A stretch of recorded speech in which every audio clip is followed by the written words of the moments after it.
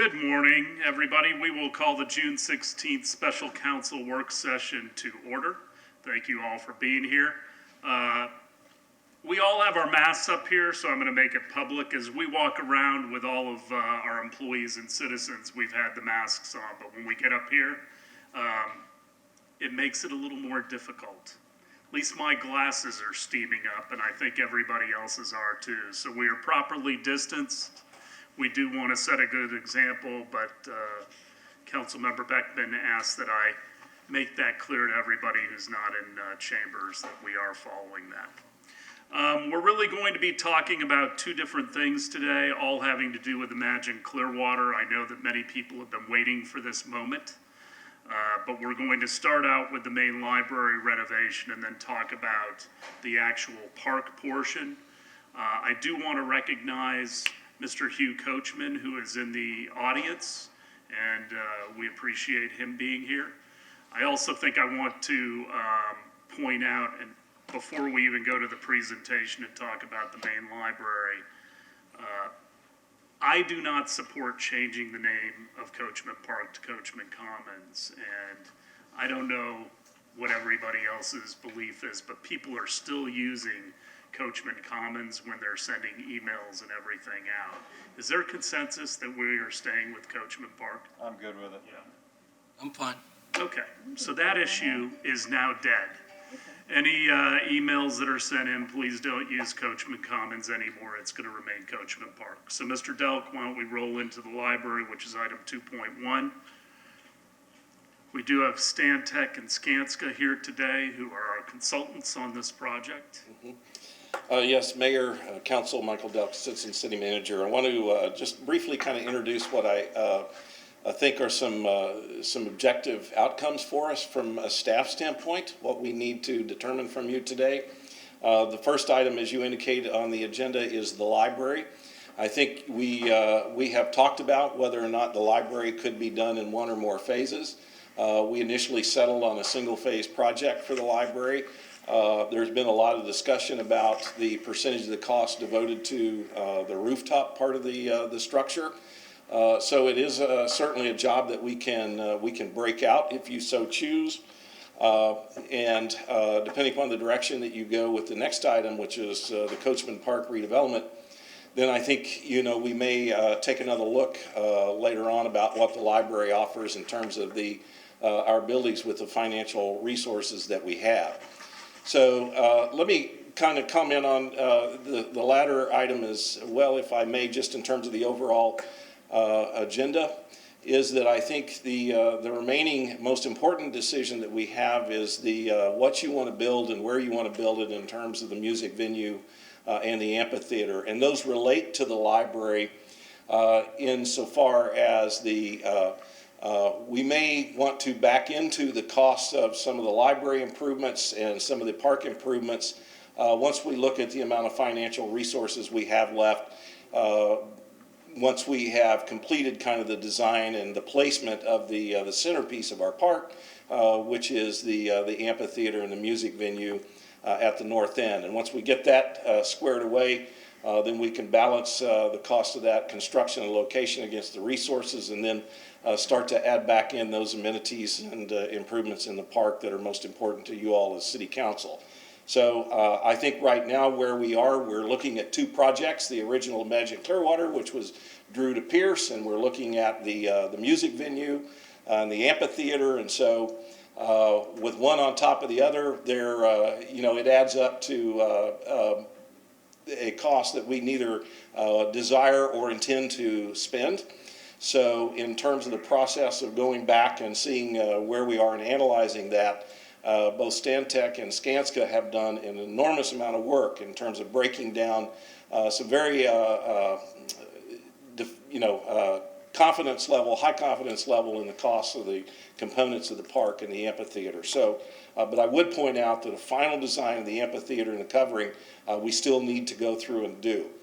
So if we could, what I'd like to do is to introduce Mr. Tim Kurtz, who will introduce our construction management team and consultants, and then we'll enter into that conversation with you about the library or the components of that and how we might move forward with the library in conjunction with the latter, or the second item, which is the amphitheater. Tim? Thank you, Mr. Dog. Good morning. Excuse me. I'm Tim Kurtz, construction manager for the engineering department, also the project manager for Imagine Clearwater.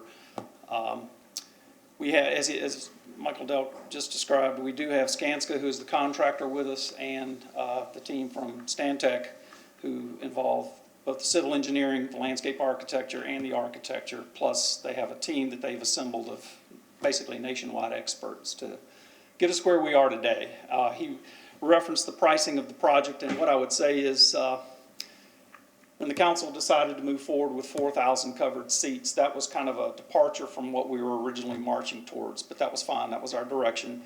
But at that time, we also started incorporating every comment and every desire of everyone who was involved in the project, from the arts to sustainability to gas to solid waste. Just if you had the perfect project and you could make it the most efficient project you would, that's what these overall costs represent. Now, we, thanks to Skanska and Stantec working together, we now have a menu, if you will, an a la carte menu that we can go through and selectively pull what we have to have in the park based on the budget numbers where they work out, and then we can go back once we get real numbers from Skanska when they go out on the street and price them, and can add back in based on priorities that we have. So that's where we are. So I have with me today 3 members of Skanska: Chuck Jablon, Cynthia Phillips, I'm sorry, and Grady Freeman, I'm sorry. And then we have the landscape architect from Orlando with Stantec, Greg, I'm sorry, I'm dropping names. Daryl is our architect, and we have Hamid, who's representing the civil issues. So with that, I'm going to turn it back over to Mike to talk about the library, and I think Skanska is probably most prepared to talk about those prices per phase. Okay. Thank you.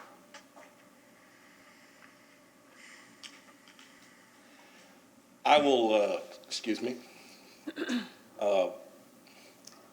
I'll defer to you in terms of how you want to start with the library discussion. In terms of the, I know there's been a lot of concern about the rooftop portion of that, and possibly would Skanska be able to talk a little bit about how we might divide the library up in a job? Why don't you, if you would please. Yes. Can you give maybe a 2-minute overview of the timeline of determining that we needed to redesign the library at 15, 16 years old, and how that, how that started? And was there community input and all that? Just real quick. Yeah, the genesis in ULI was that we have a more activated waterfront. And so they looked at the library as a valuable resource, but one that may be underutilized in terms of the level of activation. So they wanted to add some more activity to it, and they wanted to integrate the library as a civic building and a civic component to part of the park.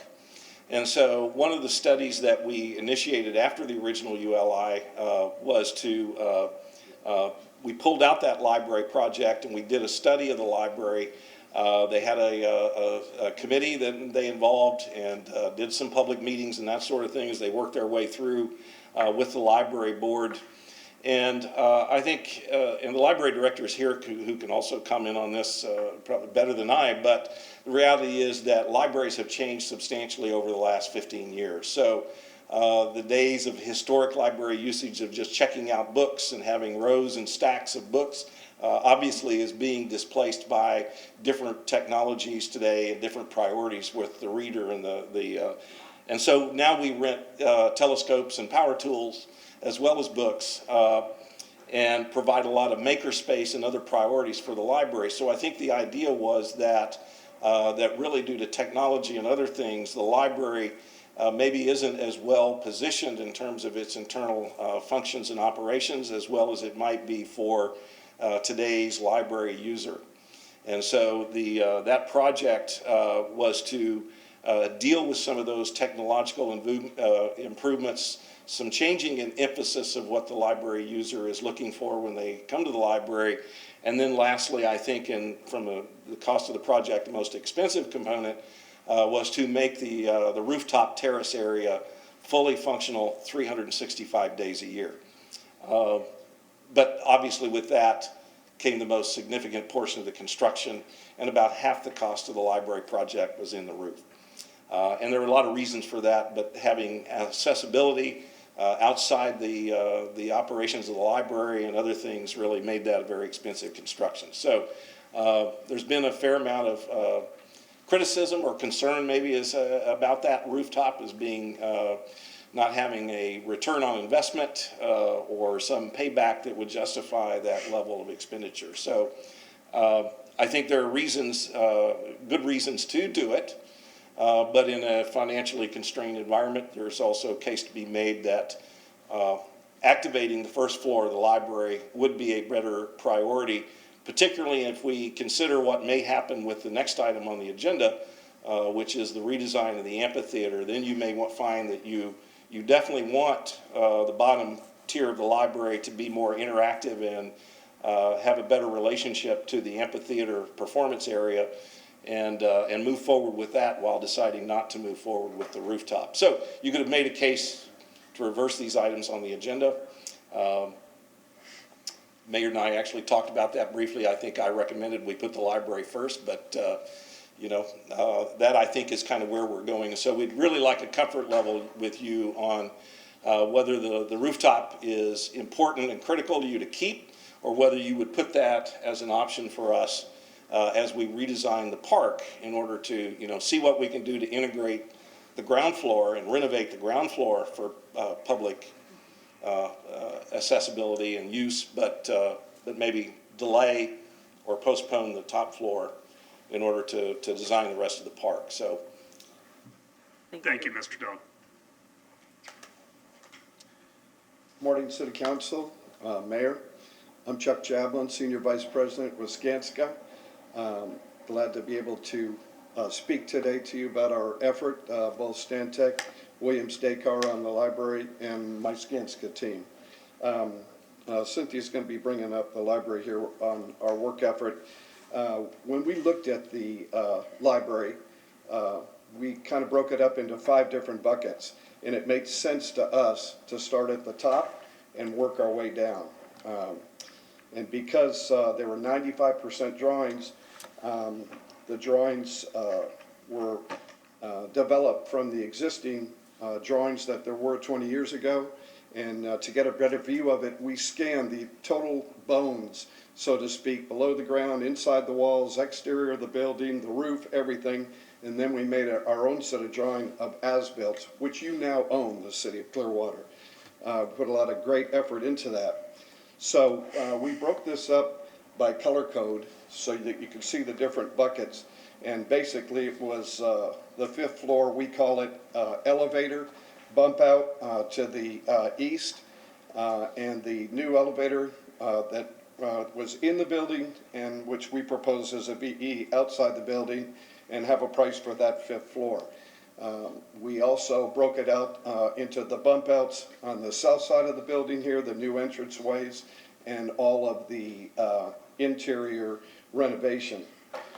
The thing that made the 5th floor so darn expensive is that the new 2017 code, which is 147 miles an hour, so working from the top down, we would have had to touch all the columns that are existing in this building from the top down and take them apart, all the interior finishes, and weld plates to those. Then we would have had to saw cut up all the floors that those columns are being supported by and add grade beams to those.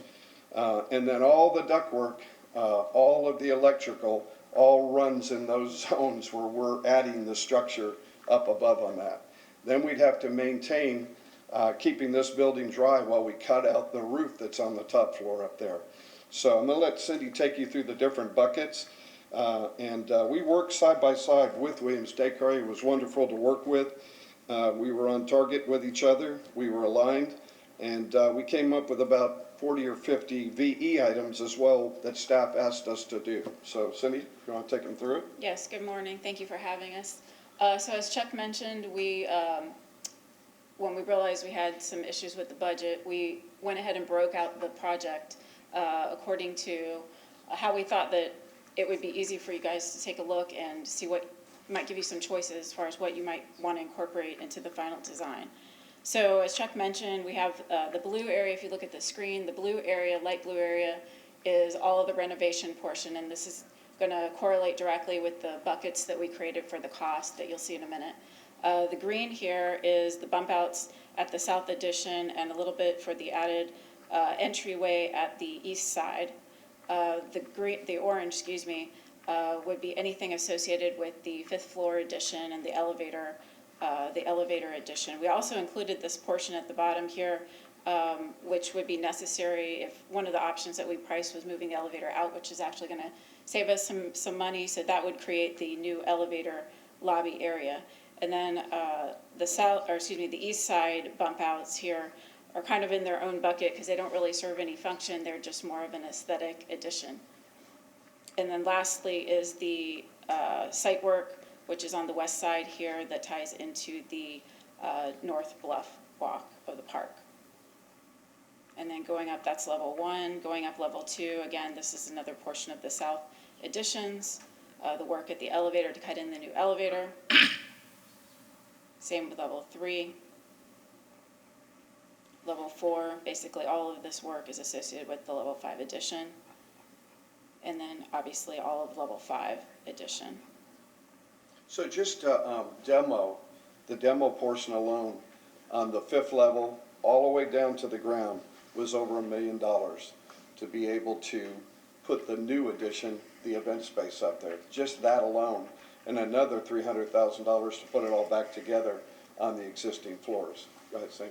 So as you can see here, in this first column, you've got the full scope of work. So this is everything as drawn, totaling to $8.8 million. All of this is just direct cost, doesn't include any of the soft costs for insurances, fees, all of that stuff. Here's our breakout that is associated with the graphics that we just looked at. Breakout 1 is the level 5 addition. 2 is the level 1 and 2 south bump out additions. Breakout 3 would be the interior reno. Breakout 4 is the east side bump outs, and 5 is the site work. So over here on the right hand column, you'll see what our target budget would be to get us to the total of the $6.1 million, which is the budget for the library portion of the project. So we're at 4.6 direct costs. That is our target, and we're currently at 8.8 million.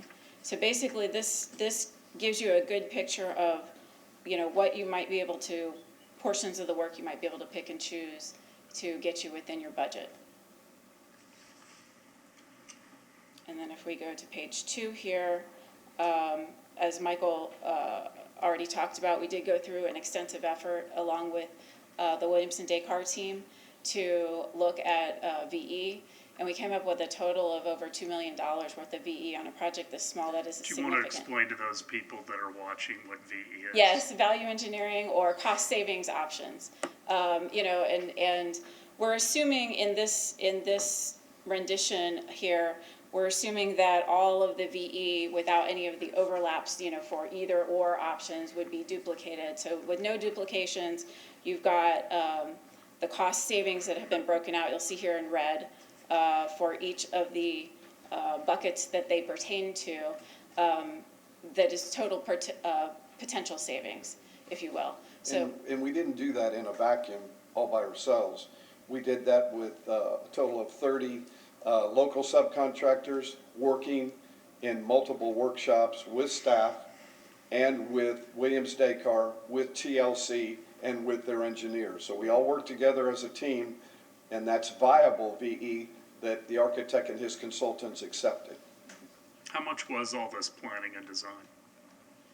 And scanning the building? Mr. Stern's original blueprints weren't adequate? The great Robert A.E. Stern? With the ego, we could barely fit into the library once it was completed. When you say, are you asking me, is that a dual question? Did we need to do it? Or how much did it cost us to do that? How much did it cost? Well, right at $125,000. But in respect to the drawings, things change over 20 years, as we both know.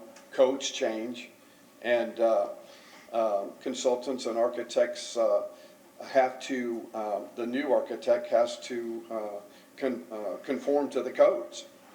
So doing all that work was necessary. And for us and all the subcontractors, because it was so involved and so complex to put that 5th floor on, we needed to scan it, and we needed to make a set of as-bills that were real. Vice Mayor?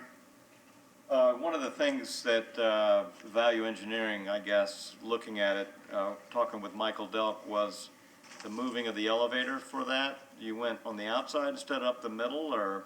The elevator was probably, what, 20 feet in, 25 feet in? Yeah.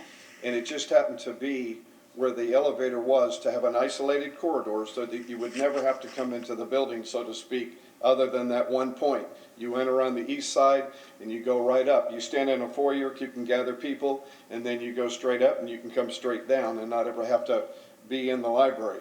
It just happened to be where that elevator was proposed on the design, was that it goes through all of the ductwork, all of the electrical, all of the fire suppression system, all of the plumbing, you name it, it's all the mains. Not counting what's below ground, which is the sanitary and some of the electrical mains there too. So we proposed taking it and putting it on the outside, which the architect agreed with us, and so did the mechanical contractors, for a savings of over $500,000. Okay, that's what I was looking for with that. We also proposed, just so you understand, we also proposed putting the entire 5th floor on the south west portion of this. In our opinion, it was a better view. We put the whole building to the outside, that addition, and we talked with the architect and with staff just to go a little bit above and beyond what we thought it could be. And that also saved $1 million, if in fact you ever wanted to do that. And we did a drawing of it and a 3D. Anything else? No, that was it. I just wanted to clarify that because I know we talked about it and that was, You ready? Yeah, I'm ready. that was it, so, thank you. Well, I'm gonna approach this like the elephant in the room. What parts of, and I don't know if this question is for you or if it's for ourselves, but what parts of the additions and improvements benefit and go forward if we ultimately decide that spending this money on the rooftop is not a necessary, that the rooftop, doing this to the rooftop, I'm very skeptical that the return on investment for this rooftop portion is there. And I look at people who are investing their hard-earned money in downtown, in restaurants downtown, and I'm not sure we need to be in competition with them right now. And I'm not sold on the 5th floor at all. My question is, what aspects of the drawing and the additions are still viable if we take the 5th floor away? Everything. So if you look at this summary here, Mhm. basically, if you take out the orange column here, which is the new elevator, all of the structural enhancements, obviously, to give us the elevator and everything going all the way from ground floor all the way to the 5th floor, and the work on the 4th floor to support the 5th floor, if you take that out, you can get everything else. And we're looking at, what's the number on that? Direct cost. Direct cost, you'd actually be better by about $1 million.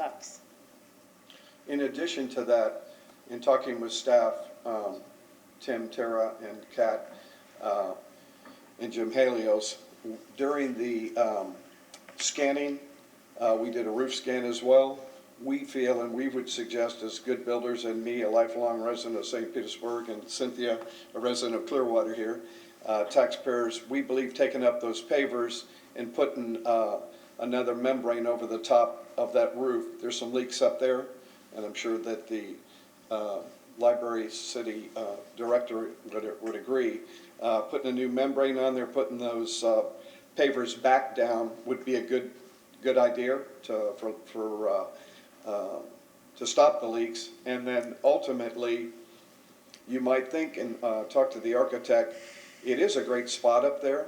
I mean, doing the pier right now, we have a 5th floor out there on the pier head, and some fans, put that shade structure that you have up there, just put close it in, and then put some fans. It would be a great viewing place and a great opportunity to still have your view up there, and at the same time maintain the integrity of that roof that's up there. One more membrane wouldn't be bad for a very low cost. Councilmember Bunker. How is the view affected if we were to move the amphitheater right in front of the library? Are we going to be looking down at the covering of all the seating, or is that going to be above the top of the library? That's really a question for Greg and Daryl with Stantec. We didn't do any studies on that, but I'm sure Stantec has. Daryl and Craig, Greg, you can talk and speak to that? Sure. Step back. You need to come to the mic. Good morning. My name is Daryl LeBlanc. I'm an architect with Stantec. The question is still being studied, but the general answer is that you're probably looking down. We would be probably about 20 feet or 30 feet higher from the library, looking down on top of the Looking higher roof. over Yeah. that is really the answer. Yeah. And it's also a pretty limited view, so you'd still be able to see on either side, obviously. It doesn't block the entire view. Look, I don't support the roof. I never have. I want people to take my comments that I'm about to make in the spirit that they are meant. I love our city. I love our city staff. I think they're phenomenal. We don't always do a great job with segments of our designs and whatnot when we want to get into the sandbox of the private sector. And I think the roof top in this library is one of the best examples that I could remember over the last 20 years. It was designed to be an event space. They didn't build a proper kitchen for it. It has not been programmed. And frankly, in my opinion, it's been a failure. When we did the marina down in Coachmen Park, you know, we put in a pier and we didn't make it wide enough so that you could put standard 30 by 60 tents on it. How do I know this?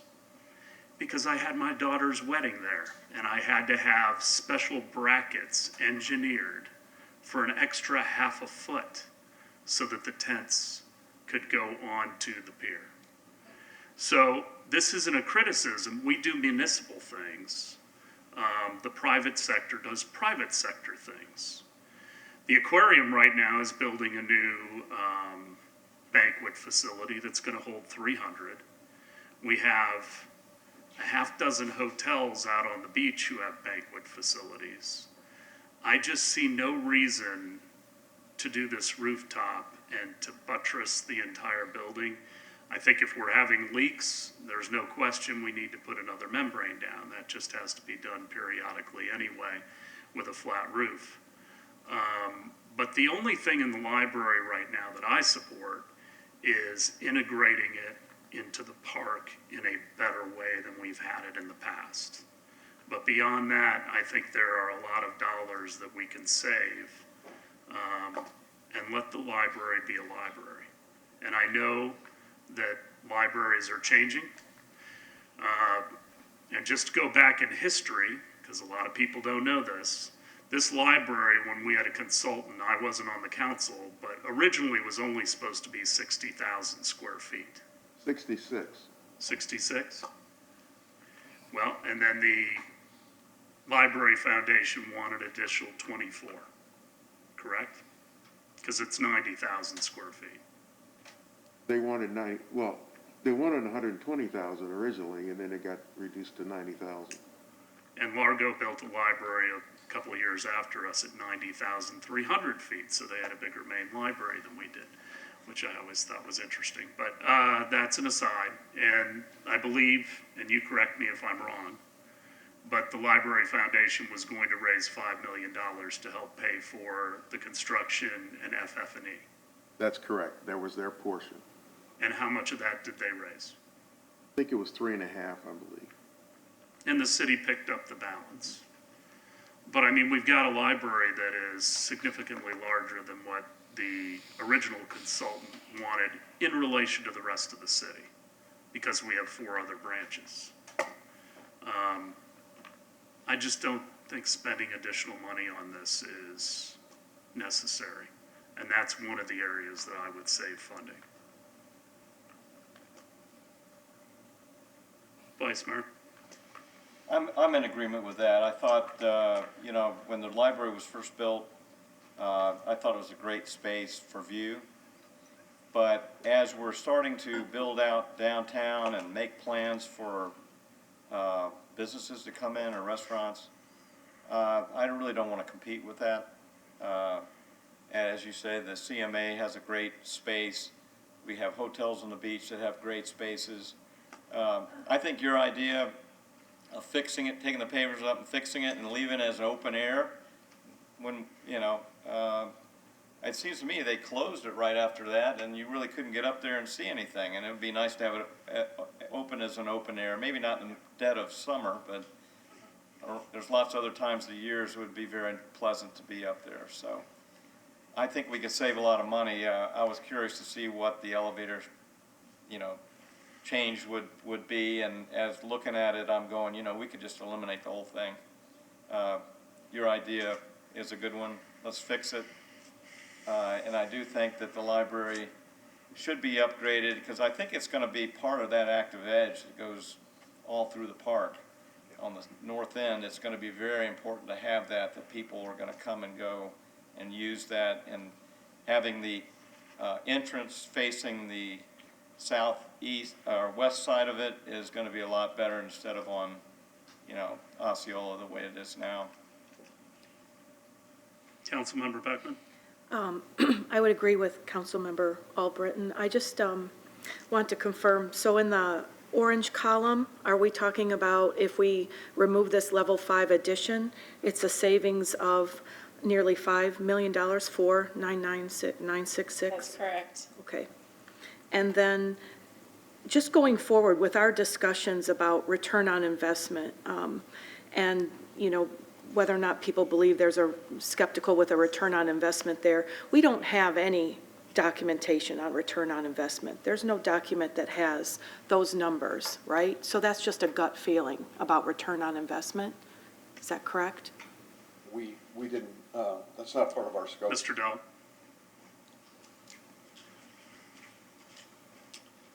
It's public space, so we were only designing it as public space. There was no anticipation of return on investment, nor was there an idea that we would necessarily be intending to compete with the private sector. It was just a matter of building out public space.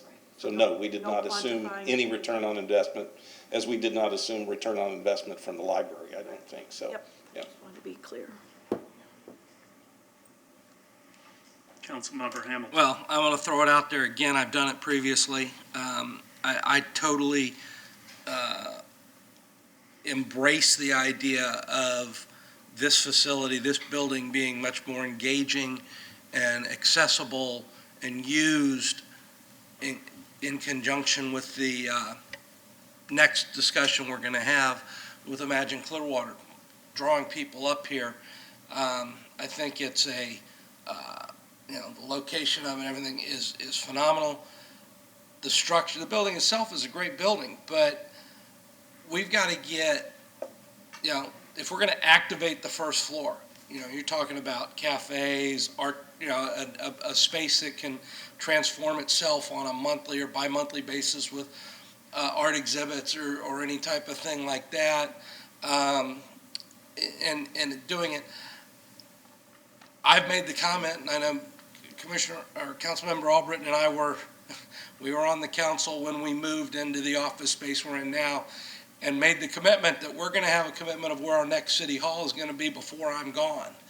I'm still committed to that commitment, and I think this building could be a great city hall, and we could build a new city library somewhere else. And I think City Hall is more conducive for activity and crowds than a library is. Libraries are quiet and you know, just much more subdued. And I just think this could be a great City Hall building. We could, you know, have to, and we've got money in a fund to build a new City Hall. We could use that money towards the renovations of this building. Now we got to find money to build a library, and I know Bill's just sitting there just going crazy, but I mean, we need a new City Hall. I think this is a great location for it. We're also going to, if we do that, we're going to need a new library. And I know I'm glad Jen's not armed right now because she might be taking a shot at me, but she's fortunately masked. Although I think she is getting but I mean, heart palpitations. I'm looking at big picture, and I know I'm probably not going to get that support, but I want people to know that is my vision. Would be and can be my vision of what this building could be, and I think it would be much better integrated with the park as that use than it would be as a library. Well, I'm happy to agenda that item, but I don't think we're going to solve that one today. No. So. But it's out there now. Mr. Bunker. And if we're going to move the amphitheater in front of the library here, does that mean we don't program music on a Thursday night? Because it seems like that would disturb meetings. And if we, if we want a nice quiet library, do we have to change the library hours? Or would the library be closed by the time any concerts take place right outside the building here? That's a programming question Yeah, in my mind. That's just, we don't, the only, as of right now, about the only Thursday night programming there is in the existing band shell is Jazz Holiday, and we have an earlier council meeting on Thursday night of Jazz Holiday so that we all can be in attendance to that. We always move it to Wednesday. So we moved to Wednesday. So, I mean, we can, that's a programming issue that can be addressed fairly easily. But I just wanted to get it out there. I mean, I'm trying to keep it alive as long as I can, because I'm telling you, when I leave here in 21 months, we're going to know where the next city hall is going to be, period. We'll agenda that discussion, Councilmember Bunker. And getting back to the rooftop, yeah, I think we need to save that money. It doesn't make a lot of sense to be spending that amount of money to move an elevator to get up to the roof. We'd be better off saving that money for something else. Any other comments on the library? I mean, you're going to bring this forth on Thursday and we'll actually take a vote. We will, but No, go ahead. based on the comments here, I feel like we've got good direction to work with our consultants on designing a project that integrates successfully if we make changes on the next item, and then still preserving those kinds of improvements that I think some of you have mentioned is still important to you. So I think I've got good direction on this item, frankly. So. Okay, Mr. Horn. Mayor, could you do one thing for me, and especially since you've been previous mayor, is that people that are listening sometimes don't realize that everything that we do is policy driven by the council. So we are here today as a result of policy decisions made by previous councils, and now we're in a different council, and some people might misunderstand some of your comments to suggest that we just made a mistake. And that, That's why I preface my comments. Yeah, I don't want, I just don't want, I don't even want to call them mistakes. Let's call them lessons learned. And it's something I'm going to address later on. But I understand that the library was something that, you know, the previous council supported at different levels, I think. And now you have 3 new council members, and you also put the library renovations in context of everything else. I mean, whenever we look at a project, I feel like we are an emergency room doctor, and we triage what we believe is most important. Just like if you go into an emergency room, somebody having a heart attack goes ahead of somebody with a broken arm. And so now we have a new council that will give new policy direction perhaps. Maybe everything stays the same. I think we've got direction now that the library is going to change. I don't put this on staff. So I hope people understand your comments and also understand mine. I am not throwing darts at our staff by any stretch of the I imagination. know you're not. I'm just concerned about how that's perceived, may be perceived. There was a lot of momentum behind the ULI recommendations. And so the sitting council at the time, you know, embraced those. Community had inputs. And so that's what kind of took us in that direction. Pam?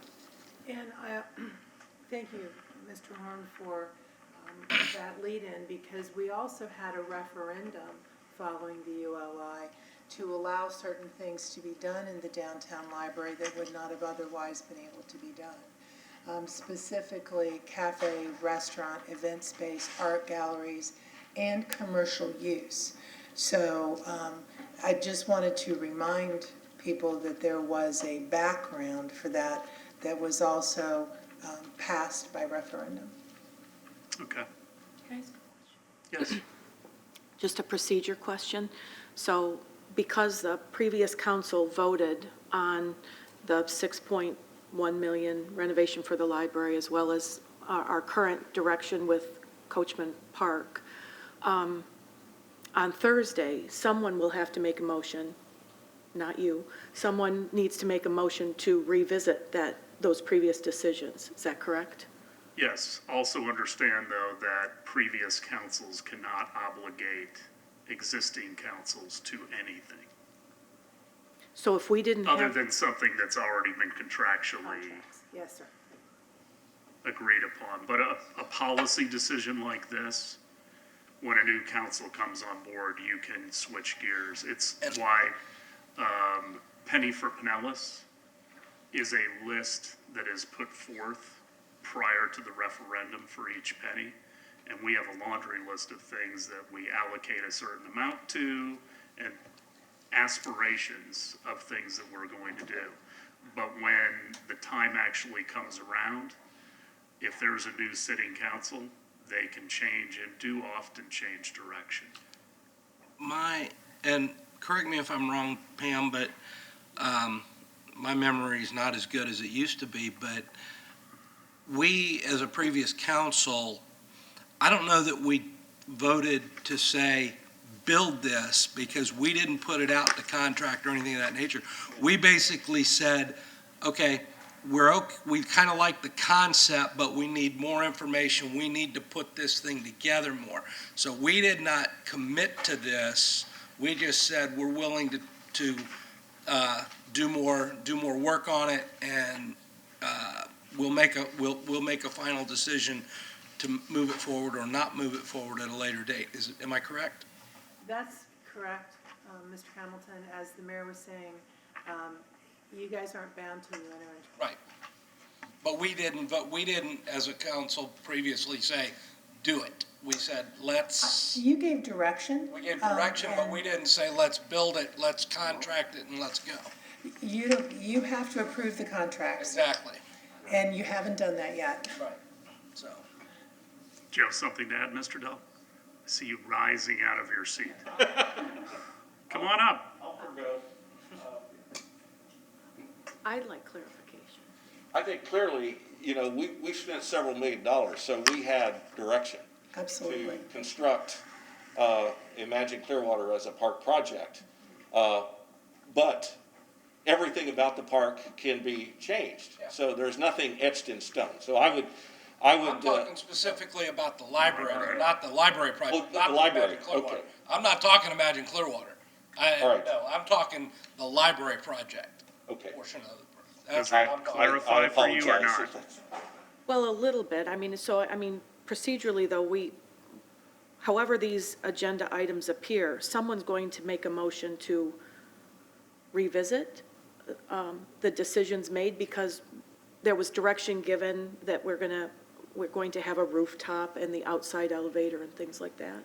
Well, this is just like any work session. We're getting the opportunity to talk, ask questions. Right. But I'm thinking, on get- Thursday, get what i- happens No, Thursday? I know, I'm Yeah. getting there. Okay, sorry. And get ideas from one another today. Yeah. We kind of do a lot of the legwork and the heavy lifting.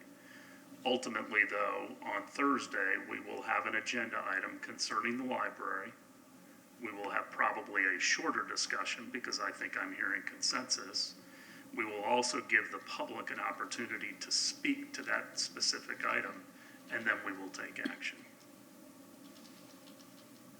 Mr. Horn? Mayor, and then the Vice would Mayor. you want a specific agenda item that addresses the changes that you've talked about today, for example, the rooftop? Or do you just want to have a general discussion and then you all make motions accordingly? I'd prefer to have this be a separate item. That would be my preference. I mean, under the moniker of, the overall, but then it bifurcates them, because I do think they're different. I mean, I understand, and Pam obviously doesn't agree, because she was No, perplexed. the perplex, I thought what Mr. Horn was asking is, did you want a library agenda item separate that incorporated the changes you've directed? And That's so- what I would prefer. Okay. Because I'd rather separate them out. I don't think this decision is as controversial as the other decision we're gonna be making. And that's why we may have a 5-0 on the library. Not so sure we're gonna have a 5-0 on the other. Vice Mayor and then Councilmember Beckman. Yeah, just to kind of answer your question a little bit clearer, we had a lot of direction on Imagine Clearwater. We've had referendums, we've been making progress on that. The library has always been part of Imagine Clearwater, but not detailed except, through staff meetings that we've had. I knew that there was something going on the roof, and you've had that presentation to us that this is what we're doing. I've seen conceptual drawings, but we really haven't voted to say, yes, let's do this. It's more or less, we're still exploring costs, and then they brought Skanska on to help with the design and they're actually the value engineering and to see where we are. So we're actually, this is the culmination of everything we've talked about on the library today. We're talking about it right now. So Imagine Clearwater's a little different. We've had more detailed conversations on that. Anything else on this, Councilmember Beckman? Okay, so in part of our discussion, we have a current price for the library of 8.8 million, that was mentioned today. And so if we take out the level 5 addition, we're removing nearly $5 million from that. So we're down to, 3.8 million, about 4 million for the renovation. And then we can just assume that all of the articulated changes are probably going to go forward, except anything related to level 5. Is that correct? Well, as I indicated earlier, I think we have great direction from you on the library. So what we're going to do is, we'll go back and work with our team, Skanska, Stantec, and library director, and we will incorporate changes that integrate the library into the park more effectively. Frankly, regardless of what we do with the next issue, theoretically, we want that to take place. We want a better integrated facility. So we can design that and bring you, depending upon how our resources are managed through the balance of the project, we can bring you a library project that's suitable to the amount of resources that we have and still accomplishes your objectives. So we'll be working with them to design what that final picture of the library looks like. And then you'll see that. We'll have an opportunity. than to look at what your new library how it will function. So I think you can look at the material that we have there and get a good sense of how we were going to integrate with the park, how we were going to give it a better presence on Osceola Street, move the main entrance and make that more of a focal point. So I think, what we're going to try to do is to look to accomplish those other things that we sense that we do have support for. And if some of them are we're kind of priced out of being able to justify them, then we'll adjust the construction project accordingly. But the last thing I'll reiterate is we are at the point now of permit drawings. So we're about ready to go build the whole thing. So, but this is good direction. We can work with this and bring you, I think, something that you'll be very pleased with. Councilmember Hamilton. Well, we talk about leaks on the roof, and that's just building maintenance. That's regular building maintenance. We got to do that. But I've been to a number of events and functions on the roof of this building, and we have access to the roof. We have an elevator that goes to the roof, and it's really nice up there. But I can also see the value in at least putting some cover up there to provide shade for the events that are taking place. I think that might entice more people to look at that as a space that they could use for certain things, and that's a very low cost. Fans and some roof coverage to protect from some elements and provide some shade, might be what it needs ultimately. But we can talk about that down the road because that's something that can be done at just about any time. So, but I think I know where we're headed now. So.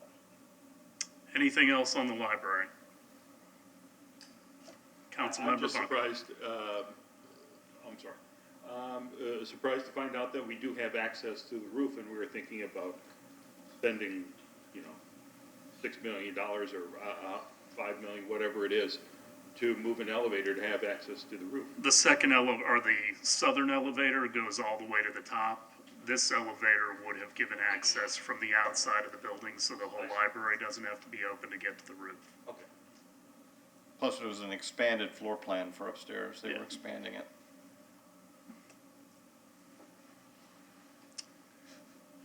Mr. Horn. Thanks, Mayor. Relative to Councilmember Hamilton's comment, I'm going to ask Chuck to come up. Last week, Skanska gave some of our staff members a tour of the pier project down in St. Petersburg, and Chuck and I kind of walked together through most of that, and he shared a lot of experiences with me that they experienced in that project.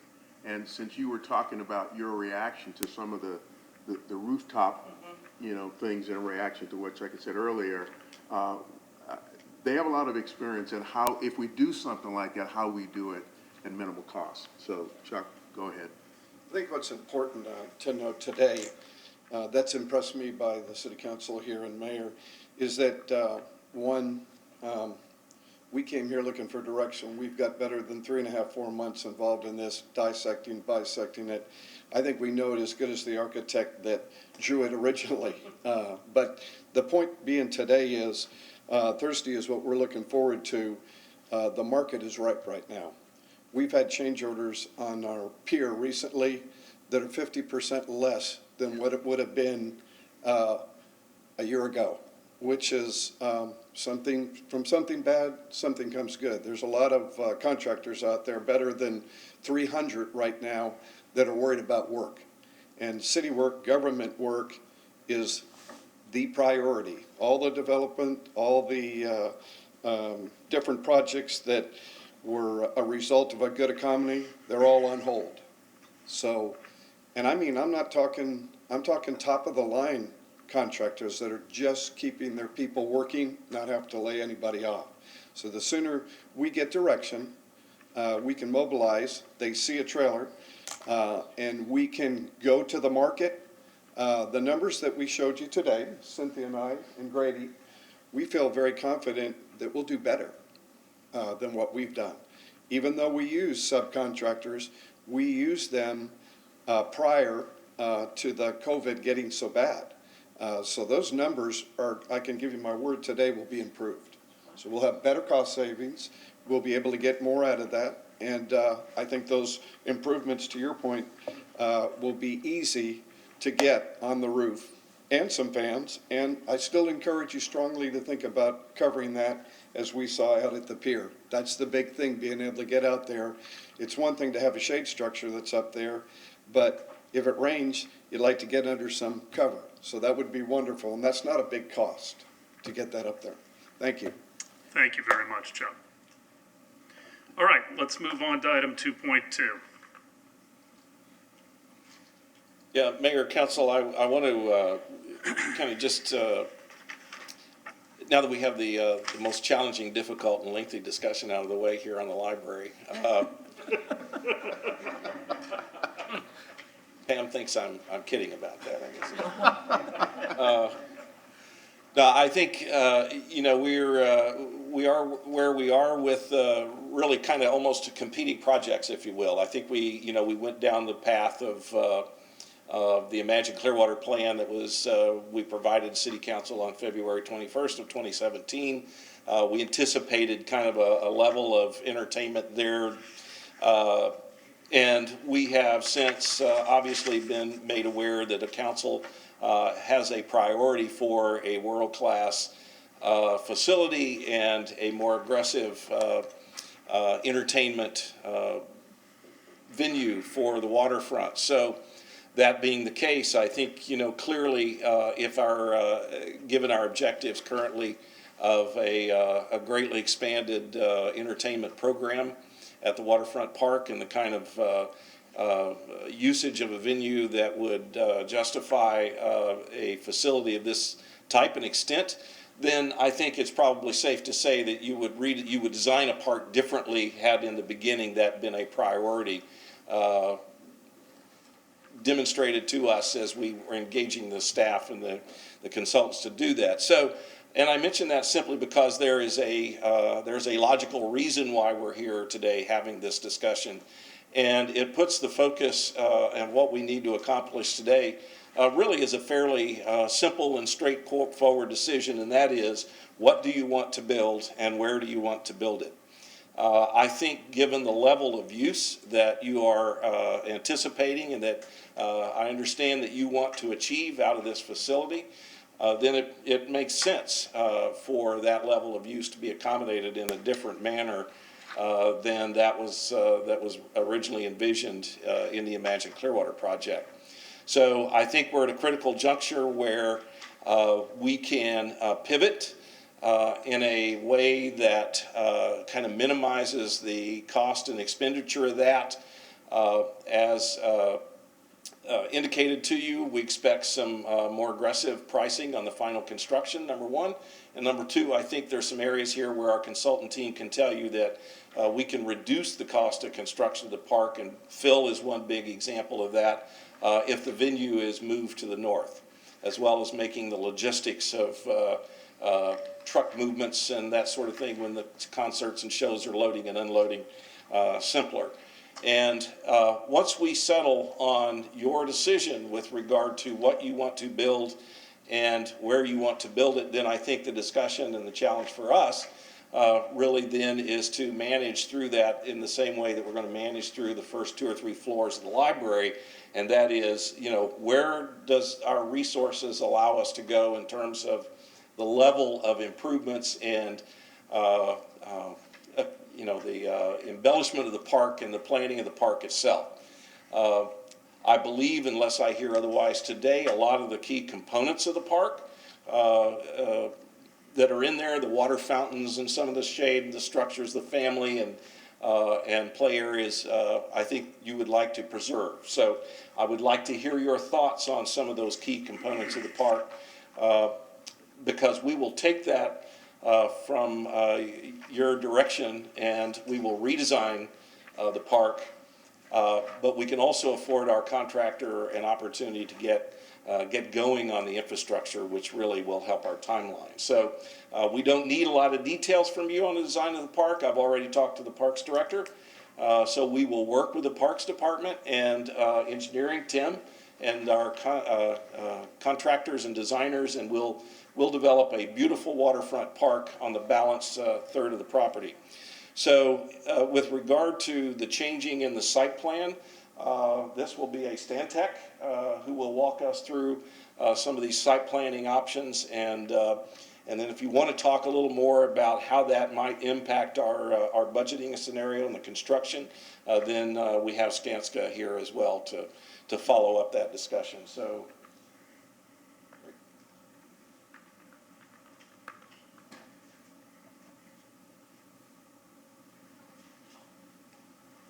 Good morning, Council and Mayor. My name is Greg Meyer. I'm a principal with Stantec, and have with me Daryl, which you've already met. So it's our understanding that you would like to preview some of these options that we have come up with since last time we've had these type of discussions, so we'll go through that. I think I need to put something on the screen for us all to see. I would like to start, if it's okay with you, with your current master plan, just to ground us on where we are now. So just quickly to look at, you can see on the screen, but I think we're all familiar with this plan. We have the Gateway Plaza located at the corner of Osceola and Cleveland, and that's the main entryway and continuation of Main Street as the threshold into Coachmen Park. And that Gateway Plaza overlooks what is now currently the green and the main performance venue. It's centrally located in the current plan. To the north of that is our destination play area and garden space. And then to the south of that is a more passive park area that also contains the water quality retention pond, if you will, but it's also more of an aesthetic pond as well. And then there's parking there. And then there's the whole Baywalk area on the west side. This is the current plan. It's the plan that we basically inherited, went through a validation phase, and now we're in a current phase called design development. So now a new council, a new mayor, and possibly new direction. And so someone asked us, can we look at, and I'm going to need your help because I don't know how to get back to the menu. Do I just click that up? Oh, gotcha. Right. This is what that looks like from an aerial view, the current master plan. So this is an orientation where you can see to the bottom right, we're in the library, right? So we're looking from east towards the west. That makes sense, and you can see the bridge in the background. So this is where we currently are. We came up with actually 3 options. We call them options A, B, and C, just for lack of a better name. And then the city staff put forth 2 options, B and C. Click that on. So this is option B. And just why B? Well, A is actually the same thing. We just flipped the stage building and the where the VIP area is in relation to the stage. So what's the big change on this plan? The idea was, I think, the big idea is to move the whole performance venue to the north side of the park, closer to Drew Street. It's an interesting idea, and one as planners and designers, we think is a good idea, to be honest. Couple of things that are advantageous to that move. Some are more obvious than others, but one is when you come from the downtown Clearwater, Main Street, into the Gateway Plaza, you have this great open view out over the park as well as out across the bay and towards Clearwater, beach. That's a plus in many respects. It also separates some distance, at least, the performance venue right from the existing condominiums at the water towers. So there's a little bit more separation there. Noise-wise, we're not so sure from our sound consultant that it's going to be that dramatic of a difference, but there is some difference, right? In this concept B, it doesn't change the orientation of the layout of the performance venue and the stage. It's still kind of a north-south orientation. We just moved the whole thing literally north, and then where that area was the destination playground and the garden area, that all flipped over to the more southern portion of the park. So another advantage, though, is it does put that back-of-house area of the performance venue closer to Drew, more accessibility, and less conflict with the rest of the park as a result of that. So those are some of some of the advantages of moving it to the north. One disadvantage, I don't think it's a great one because the distance isn't, in my mind, that great. It's just there's more of a walking distance between that drop-off area at the lower Gateway Plaza where Cleveland ends. Other than that, one last disadvantage is it doesn't change by moving it literally just to the north in the same orientation. And this gets a little bit into the weeds, but I hope you understand. There's a grading issue. We all know that we have a bluff walk. So we're all sitting up on this nice high elevation that looks out over the lower portions of Coachmen Park. This orientation, though, in terms of how the viewing angles, if you will, of the covered seating area, as well as the green space behind, that would be uncovered seating. In order to maintain sight lines, there has to be an established grade so the person behind you can see over the top of you as you're looking towards the stage. In this type of orientation, it goes against the grain of the natural grade of the park, if you will.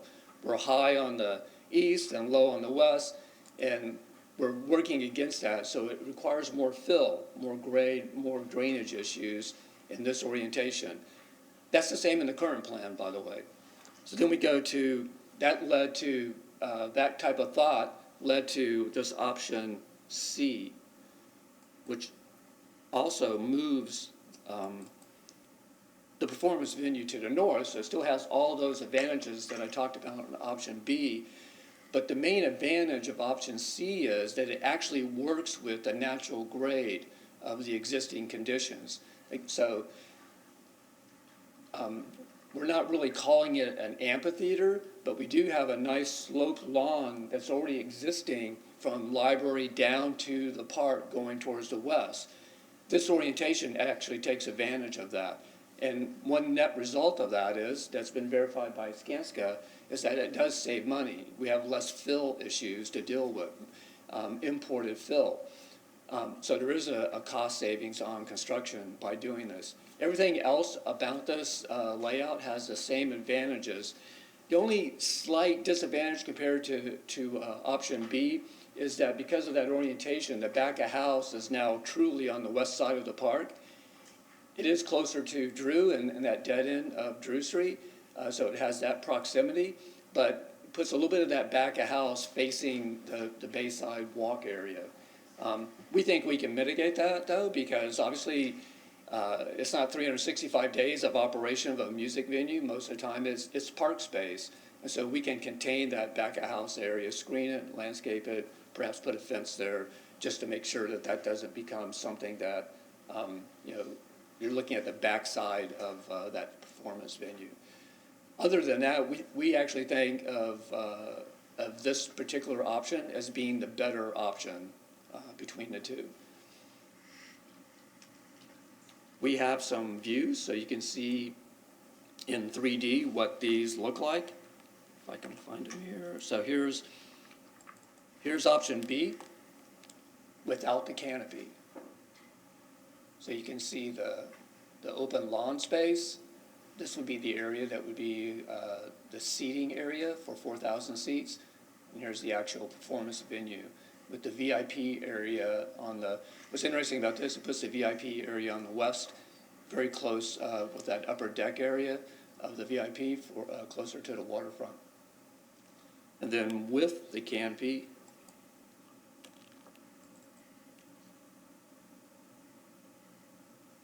so again, you can see how the center portion of that park is wide open. You actually have two large lawn areas. So I think another advantage of this that I didn't mention is when you have the controlled access of the larger green space behind the seated space, you still have open park space available to public that aren't using or not attending a particular venue, or that could actually be extra space for tents. Mayor, you mentioned the idea of the 30 by 60 tents. That extra lawn space gives you close proximity during event times for tents and vendors that are very proximate to the actual venue space. Yes, Vice Mayor? Since we're moving it further north, where would the play area be there? it would actually be on the left side of that image. So let me see if I can move. Here we go. In this area. It would be over by the lake. Yes. So everything when we moved the venue to the north, that displaced Destination Playground to the south. And to be honest, we haven't really, the idea would be to take the same program that we have, similar program, and put it here. We didn't really study that yet. We know we have the space to do it, and we'll work out the details. This was just mainly looking at the big move, moving Sure. the performance venue to the north, to make sure we think that actually works. So this is option B, and then with option C, same idea. So this is with canopy off, and we're just doing this so you can see the overall site plan better without the canopy. So again, you can see we're here in the library. Here's the north bluff walk. This would be really a pseudo amphitheater type area where that lawn was sloped down. So this would be standing or people on blankets. And then this is the area where the 4,000 seats would go. In-house, we're talking about, would the VIP area be better on the north side of this area, or should it flip over to the south side? I think we're flipping it over to the south side. Probably. Yeah, probably. Councilmember Beckman. Why would you move it over to the south side? Well, one thing is that the way that the building itself works, most of the back of house and loading area is in this view over on the left-hand side of the facility, so it works better and shortens that service drive if it gets moved over to the north. Right. And it prevents some of the conflict that Greg was mentioning with the sort of waterfront exposure, and just limits how much of that back of house area is actually exposed to the waterfront and gives it back to the park. So it reduces disruption. That would be the idea. Right. What about ADA parking for people attending some kind of a concert there? Where's the closest parking for people with disabilities? So closest parking, I'll go back to the plan after we look at these views, but one idea is to add additional parking over at the end of Cleveland. Because we actually, in the current concept, there's 20, 24, 25 spaces on the north side, and those were mainly there to facilitate day use of the playground when it was on the north side. So by moving this over, we eliminated parking on the north side, other than what would be parallel parking on Drew itself. So that could be a designated thing where there's designated ADA on Drew. Otherwise, it's all the way to the south. Because on Drew, it's only a few, like 8 spots? I mean, there aren't very many. It's not a lot. But our code necessitates that we meet all ADA standards. Still, yeah. The whole park is ADA accessible. So if it gets put there, some of this playground walkway in the far left bottom corner would go away for parking, or no? I'm sorry? You kind of put your cursor down in that bottom left corner. Yes. Is any of that altered for parking? Just let me, after I Okay. show them with the canopy on, I'll go back to the plan so you can look more specifically Okay. to address that question. So with the canopy on for option C. Right. So a question came up, I think, earlier in discussion about the library and blocking views. Remember, we're up, the stage area will be, I think it's going to be elevation 11 or 12 to me. 13, it's going out at 12. Right. So, and then we're at elevation approximately, 30 at the North Bluff Walk? So you're already, up, the ground level of the library, then you go up to 5 levels. And so that puts us, as Gerald mentioned earlier, if you're up at the upper levels, you're looking over. And then remember, at the lower levels, there's things like landscapes, so there's existing tree canopy that's there. So the lower views from the library out really don't change because of landscape considerations. But as you go up 4th or 5th level, you're going to be looking out over that canopy structure. And people, we don't look like this straight ahead, right? We're always looking with peripheral vision, so there's plenty of views all around, even if you are at the right upper level. So any questions about these views before I go back to the plan?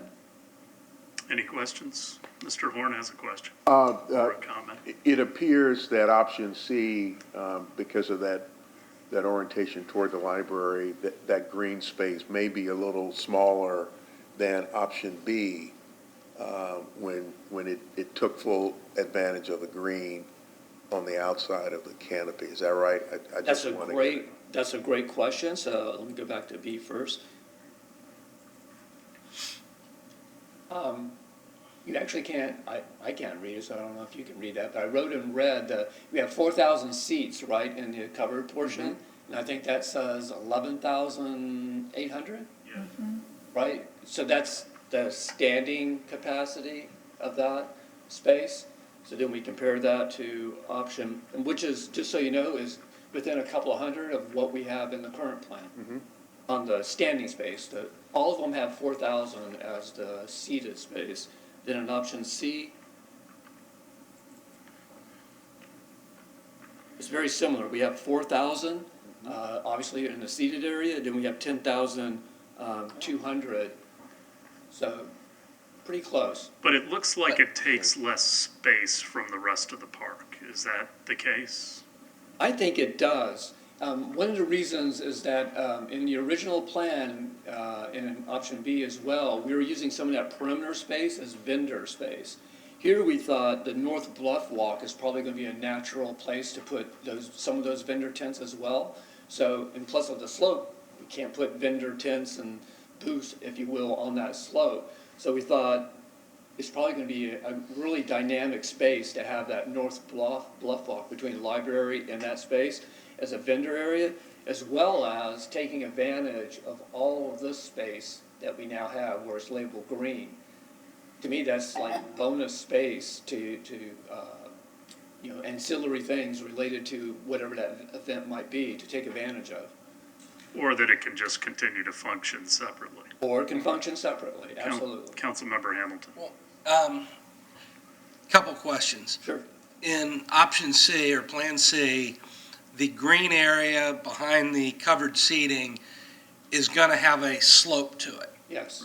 So it's not very conducive to running, playing catch with a frisbee and things of that nature, like the green in the original drawing or when it was in the middle of the park, because that green is going to be very flat. Now this, here you've got, I see you still got the green, to the south, but are we now, because the total square footage, total area for the playground in the original plan, and then the total area for the southern end of the park, have we now really compressed that down to how much have we compressed that down? I don't think so. By combining it like that and still allowing to have that, Sure. the green. So remember, in the current plan where, in this plan is that sloped seating area, if you will, that's part of the destination playground.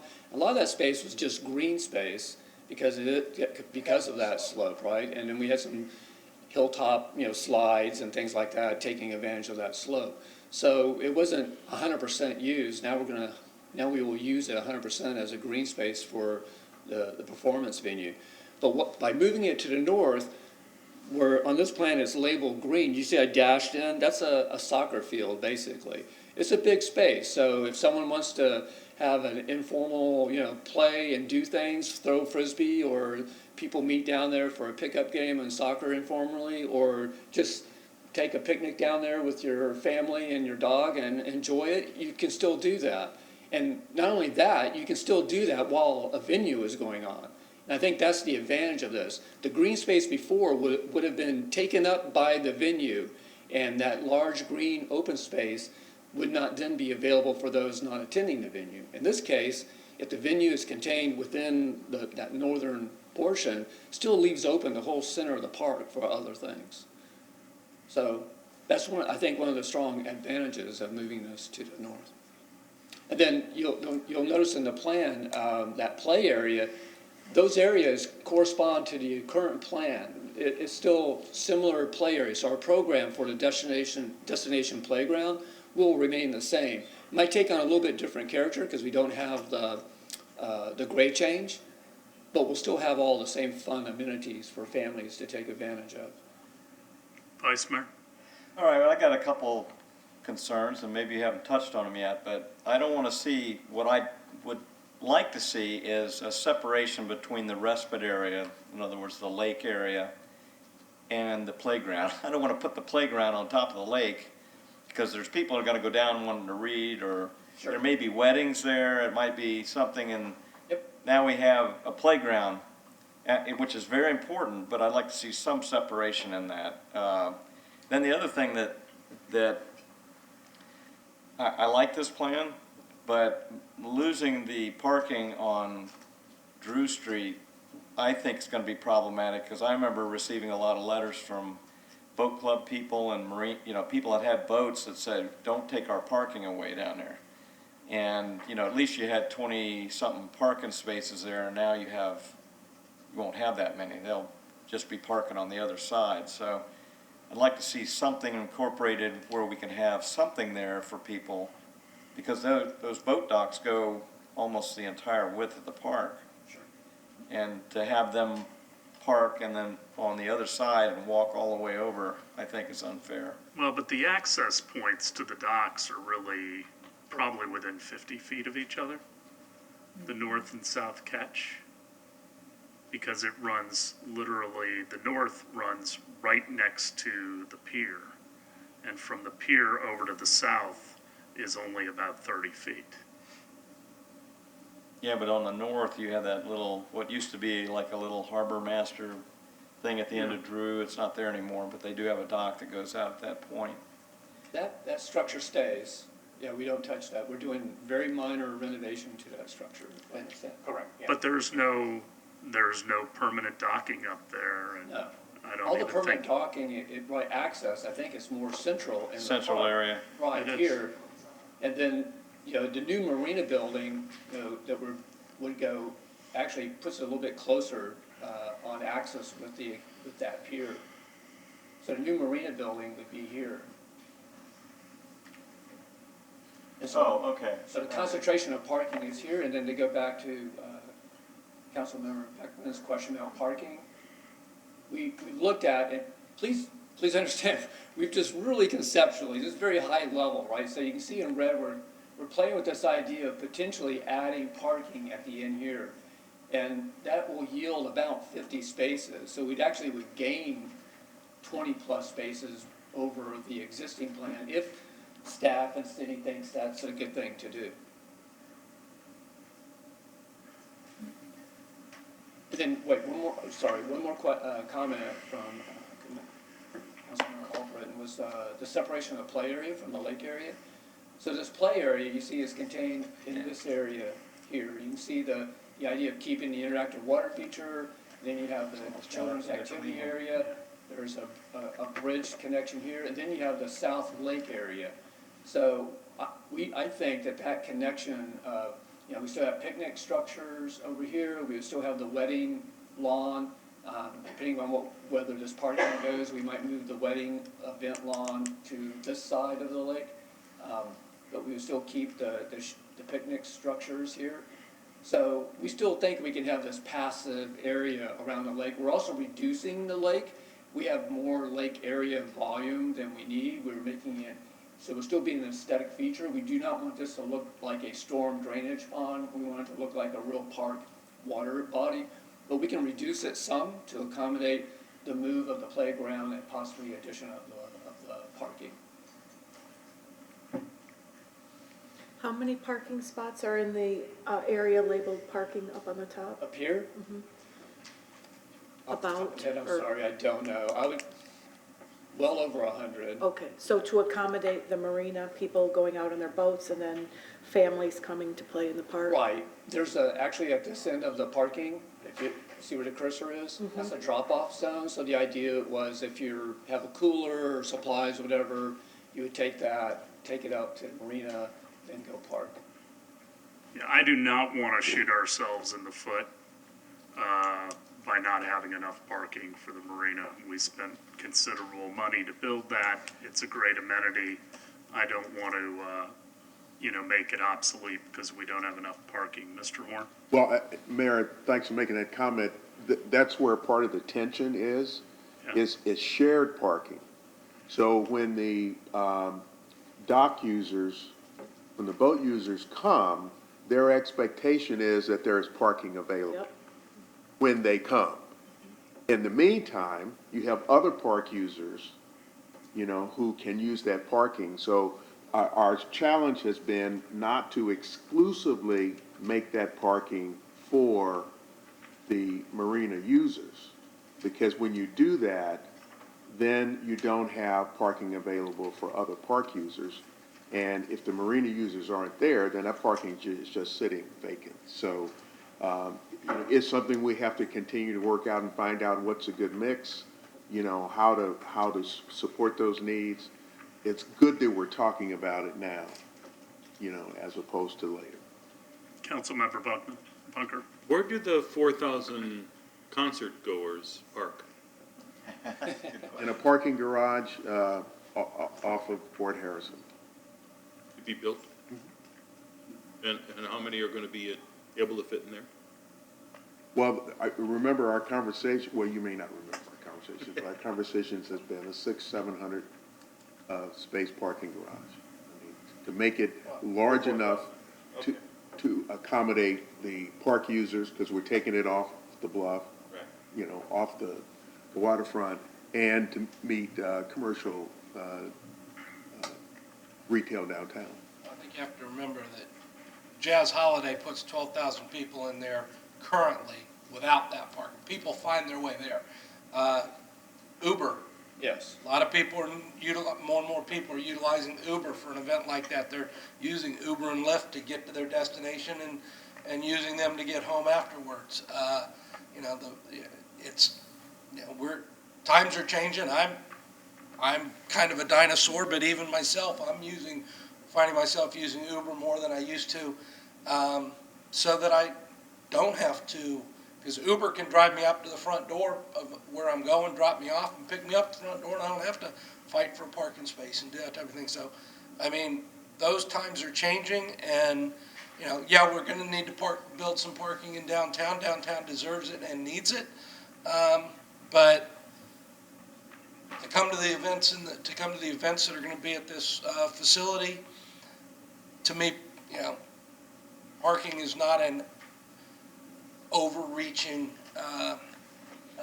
issue, because people have found their way into this park for Jazz Holiday without problems, and they park on some of the businesses on Drew Street. They sell their parking spaces during the event, and walk a couple blocks to get into to an event like this is not unheard of. I know how far I walk from our parking space to go to Raymond James Stadium for a football game, and but it's what you do. So. Well, you have the MSB garage, Yeah. you have the Atrium garage, you have the Garden Street garage, you have the surface lot on Drew. You have the county lot, you've got the county garage, you've got the city hall surface parking. For decades, Jazz Holiday has accommodated 12 to 14,000 people on most nights. And that's just simply not what you're going to have here, the majority of the time. There are going to be much smaller crowds.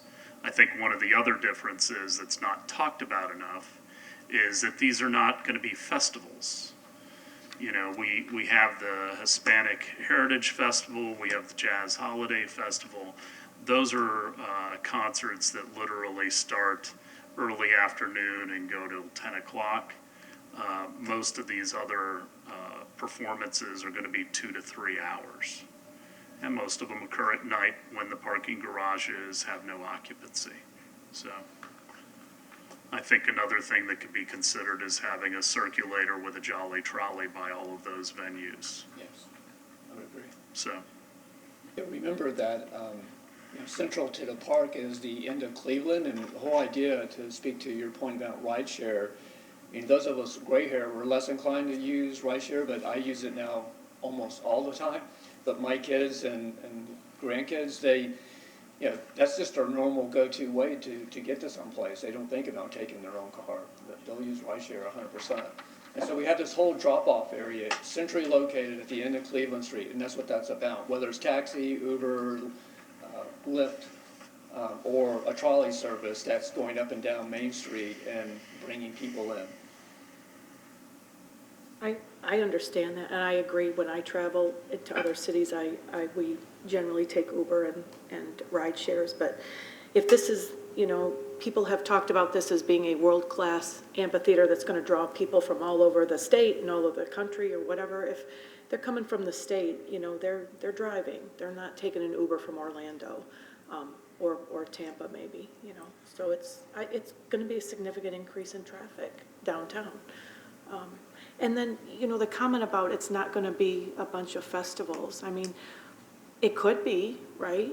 I mean, we could have a couple of day festivals down there. I mean, it's open to Certainly anything. not precluding it, but what I'm Right. telling you is that the type of concerts that go to other venues of this caliber are not 6, 7, 8 hours through an entire weekend. But are those kinds of venues located right in the heart of a downtown? Many of them are, yes. Done a fairly significant amount of study on this. I think more than probably some. But I've got a lot of comments when we get to that point. Are there any more questions about the actual design? I mean, I'm in full support of C. I have been for quite a while. I just think it is a better design for the entire park. Remember that when Imagine Clearwater started, this was a committee made up of different constituencies. There were some people that wanted some conservation and ecological components. There were people that wanted playgrounds and places for family activities. And then there was an entertainment venue, which we've had for over 60 years at Coachmen Park. I mean, there used to be they called it the casino, right? You're probably old enough to remember it. Thank you.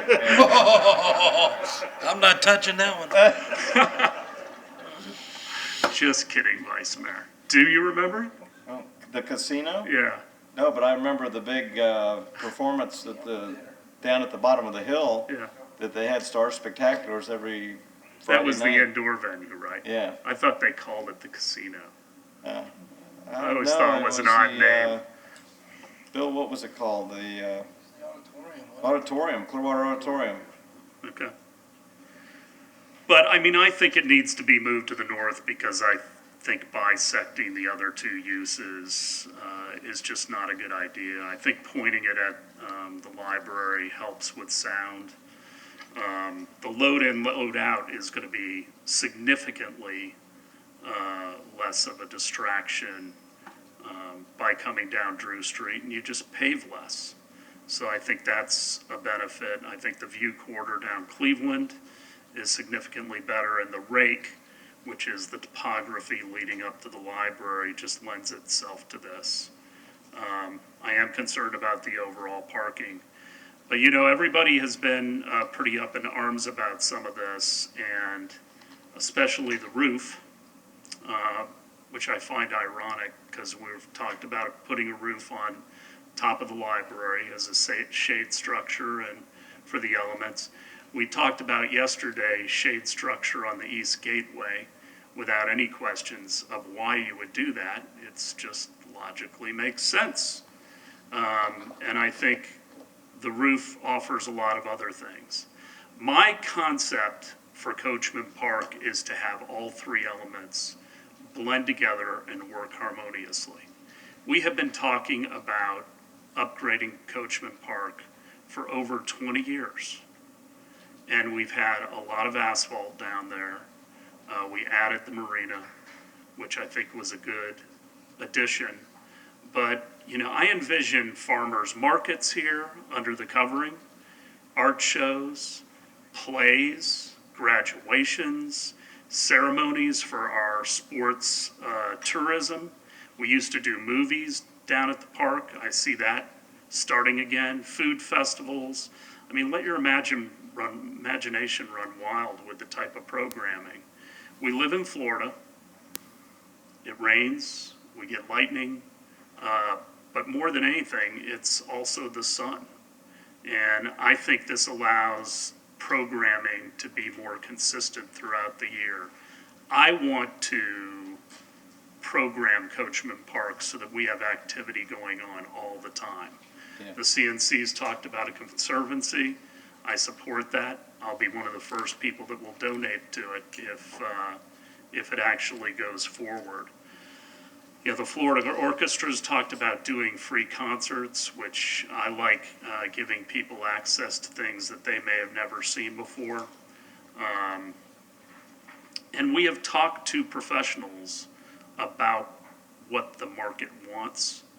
And not just Ruth Eckerd Hall, who's taken a lot of darts, but a lot bigger organizations, to include Live Nation, which is the largest in the country, and AEG, who's the second largest in the country.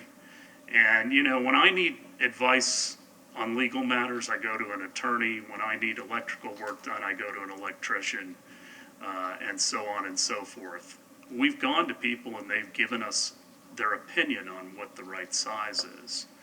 So, you know, I know a lot of people have said, let's delay this because of COVID.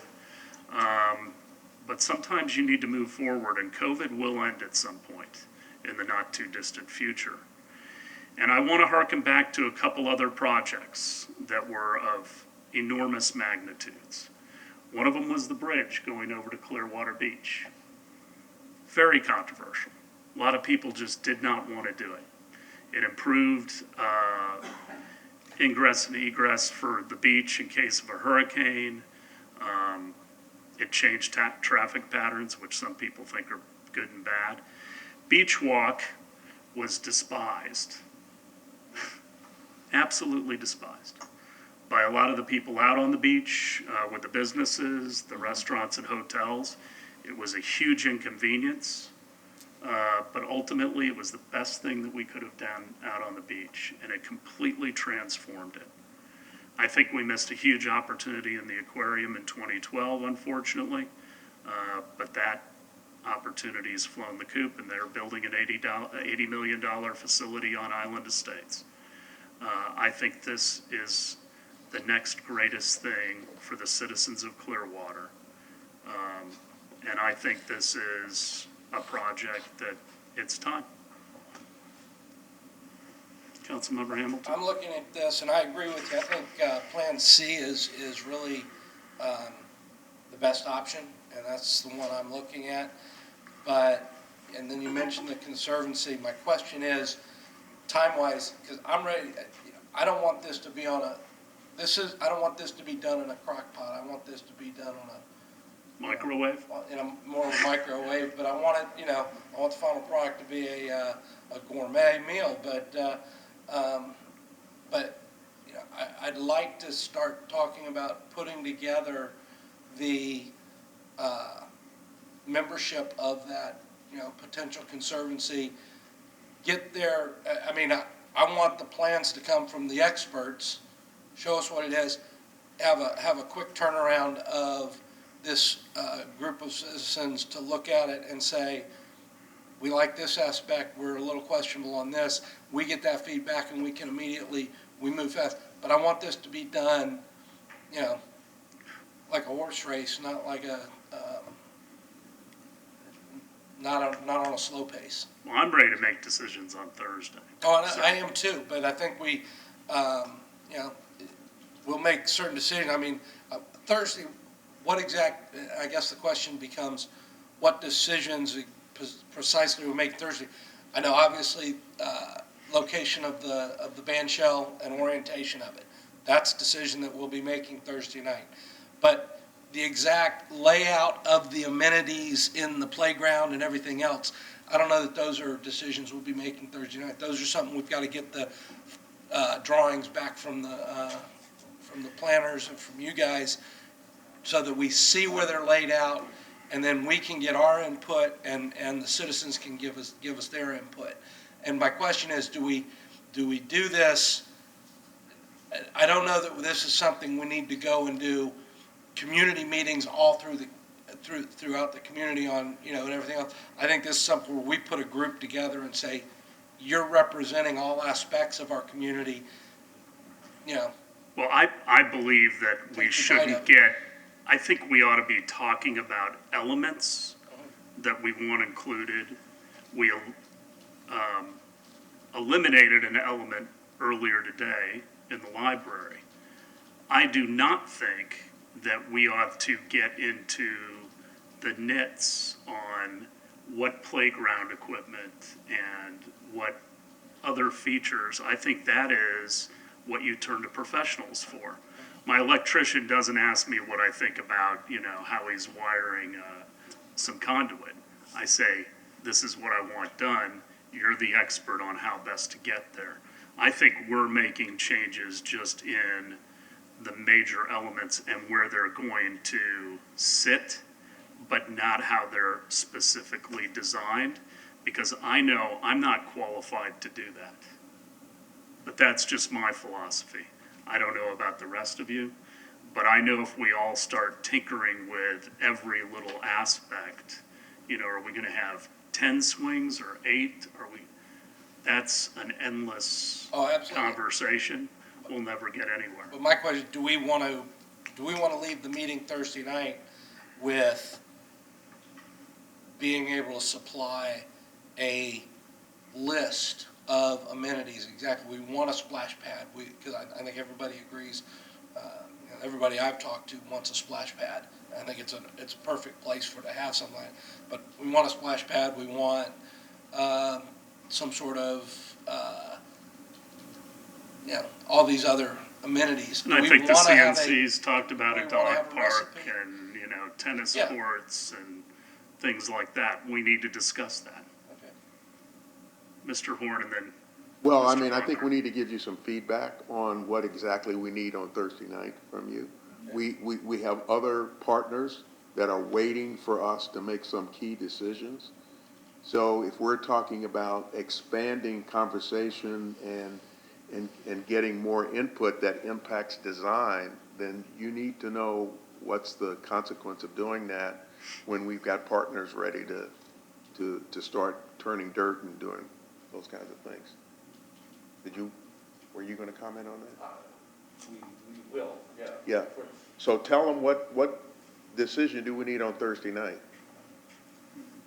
Well, I think like the last item, we're getting some good direction from you here on this discussion. So what we need to do on Thursday night is to determine that indeed you want to build the back of house, the covered seating, and move it to the north.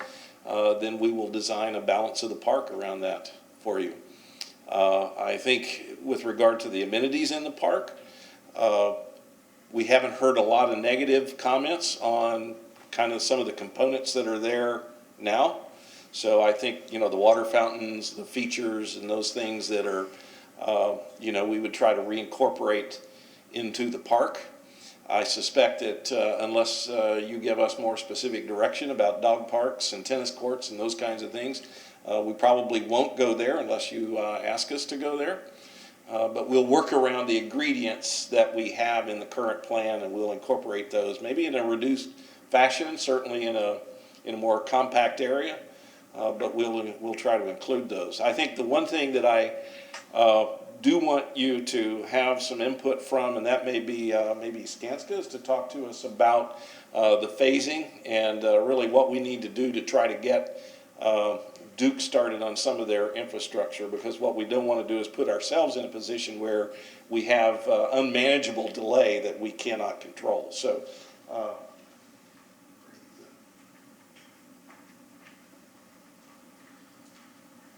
So we've worked with Duke for months on, and getting a commitment from Duke on the existing utilities that are there and the new conduits that they need to put in order to build your park, wherever we put things. So Grady, I want you to speak to that and bring up our phasing and the dates and the times showing the different routing of the utilities that are there. Grady Freeman is our superintendent. Absolutely, good morning. You can start on that one. So, during the design and for us being able to plan the work, we understood that there were still some elements that needed to be discussed, which we are today. On your screen you can see Phase 1 and Phase 1A on the bottom right-hand side of the page. Phase 1 is the library development work, and then Phase 1A would be the utility work that services the library, but also the external elements of the library and the north bluff. On the southern end, you see Phase 1B, which is kind of the orange and the brown area. So Phase 1B would be the utility work that would need to go on there for Duke Energy, for some of the enabling utility work to get the park amenities going, as well as some of the demolition work that needs to be done to incorporate some of the start off that we need to do in that area. And then Phase 2 and 3 would be more of a discussion later on whether there is an entire single phase for the second half of this project, or they would be broken down by the middle green area in Phase 2 and then Phase 3 as well on the northern side of the park. So what we wanted to focus on especially was the force main work. So in this plan you can kind of see in blue that there has to be a force main that's redone across the western end of the park, and it kind of ties into the existing force main on the north end, as well as the Duke Energy conduits here kind of shown in blue in different colors. This allows Duke to take their existing feeders that go to Clearwater Beach but also go across the park and get them out of this central area here. So we would relocate conduits on the eastern end from kind of the western side of the library over across to the center pole boxes here, but also another big portion of this would be on the south end near the condominium building. We would run conduit for Duke through the parking lot to this southern bluff area here, and then go down the grade over to their switchgear yard that's over there now. And like I said, what this does is eliminate all of the existing infrastructure that they have in the park. That'll give us a better opportunity to be able to put the lake in, to be able to put these foundation elements and these deep elements in throughout the central part of this area. And we understand that as the design evolves, right, if the lake gets smaller, some of the parking amenities change, stuff like that, we can always kind of readjust how we phase. Excuse me, and Chuck wanted to make sure that we help you guys understand that all of this work that you see on this sheet is all underground. It will not be seen. It's just enabling work to get Duke Energy going. And to that point, a big portion of this is Duke is a public utility, and they are very hard to schedule, to get to commit to dates and everything. So for us to be able to do the conduit work, we would install it to where it doesn't interfere with our work in the future. But it also allows Duke Energy to not be in our way. We would do that for them, and then they would do all of the work on the back end with pulling wire. Vice Mayor. If we move the performance pavilion, slide C, where are the bathrooms going to be located? Because I know they're down by the boat docks. Are they going to remain there? Are we going to break them up, put them in different locations, or? I'm not sure. That's really a question for Stantec. Daryl? So if you recall, the van shell building itself does have a bank of area restrooms that's intended to serve about half the capacity. So they would stay, and they're adjacent to the multi-purpose room. The question about where the other half go is still something we need to look at. And we need to look at the location of the splash pad, assuming that we still have that. That requires restrooms as well. They're probably going to be too far away to serve both. Mm-hmm. So we're probably looking at a different building somewhere. We're just not sure where. Okay, thank you. To that point, if some of the utilities change in that aspect of the buildings move, it would just be a little bit of shifting and some coordination in the field of how these utilities got ran. But generally, this is the general idea of how we would do this. Moving on to the site logistics and fencing plan. So what we wanted to do with this Phase 1B portion of the park, we wanted to help everybody understand that during this process of Phase 1B, when the rest of the northern portion of Coachmen Park is open, we wanted to just kind of show the site access, right, to starting on Pier Street. You'd have inbound, outbound public traffic to get to the condominiums there on the southwestern corner. But in this aspect too, we would also fence off the 2 existing parking lots that's there because we would need to demolish those in this first portion, which I'll get to that demo plan in just a second here. So that traffic pattern will remain open. On Cleveland Street, you would still have access in and out to Cleveland Street down to the eastern end of the existing ferry parking lot. So that would still be open to the public, and then our construction fence would continue on from there, and we would take the rest of that road out. On Drew Street side, speaking of traffic, you would still have inbound, outbound traffic during this first phase, so to speak, all the way to the marina, the bay walk area, and then the ferry parking area here as well. I did want to make note and mention, I'll show you a blow up in a second. This green line down here shows a pedestrian detour.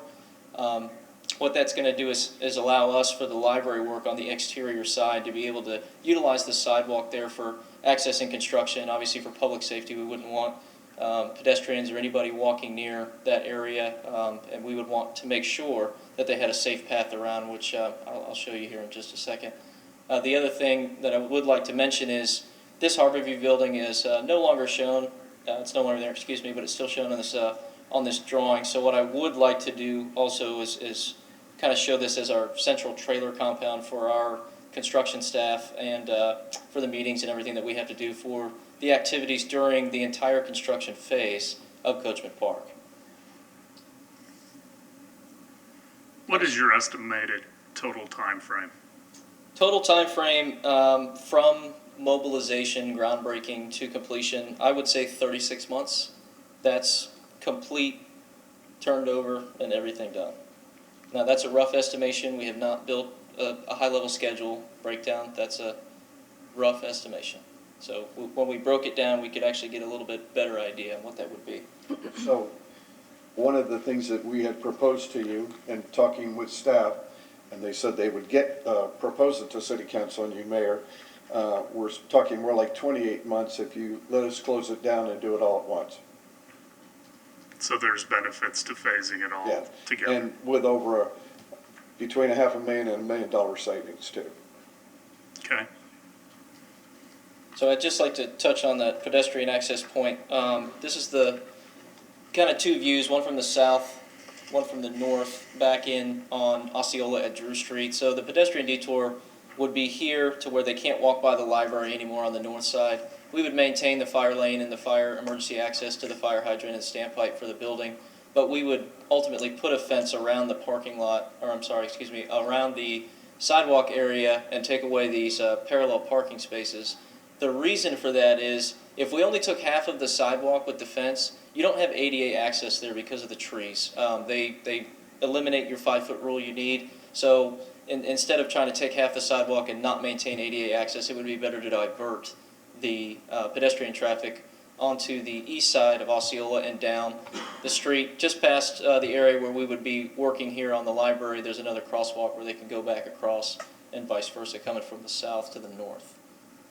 And then also one thing that we are gonna do as part of this Phase 1B, this is the southwestern corner where the condominiums exist. The parking lot, we would like to put a fence up around it, but we want to maintain this access walkway that takes people to and from the condominiums to the marina and the dock slips that are there now. So throughout Phase 1, this would remain open to the public. We would try to, as long as possible, towards the end of Phase 1, if not into the beginning of Phase 2, Phase 3, we would eventually take this away to do the work that we would need to do. However, we would like to maintain public access here as long as humanly possible.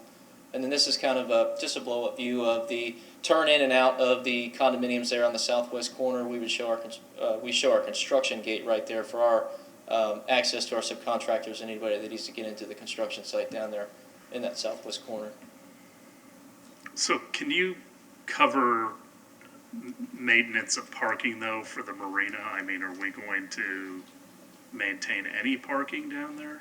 Yes, so you will still have, for the time being. I know coming Drew Street and what's north of Memorial Causeway, but that's it. That's correct. So what we could do though is if we could, in our phasing part of this, we could actually build this this parking lot on the south end potentially and open it to the public while we build that northern portion of the next phase of the project. Something that we could consider, absolutely. I think some thought needs to go into that.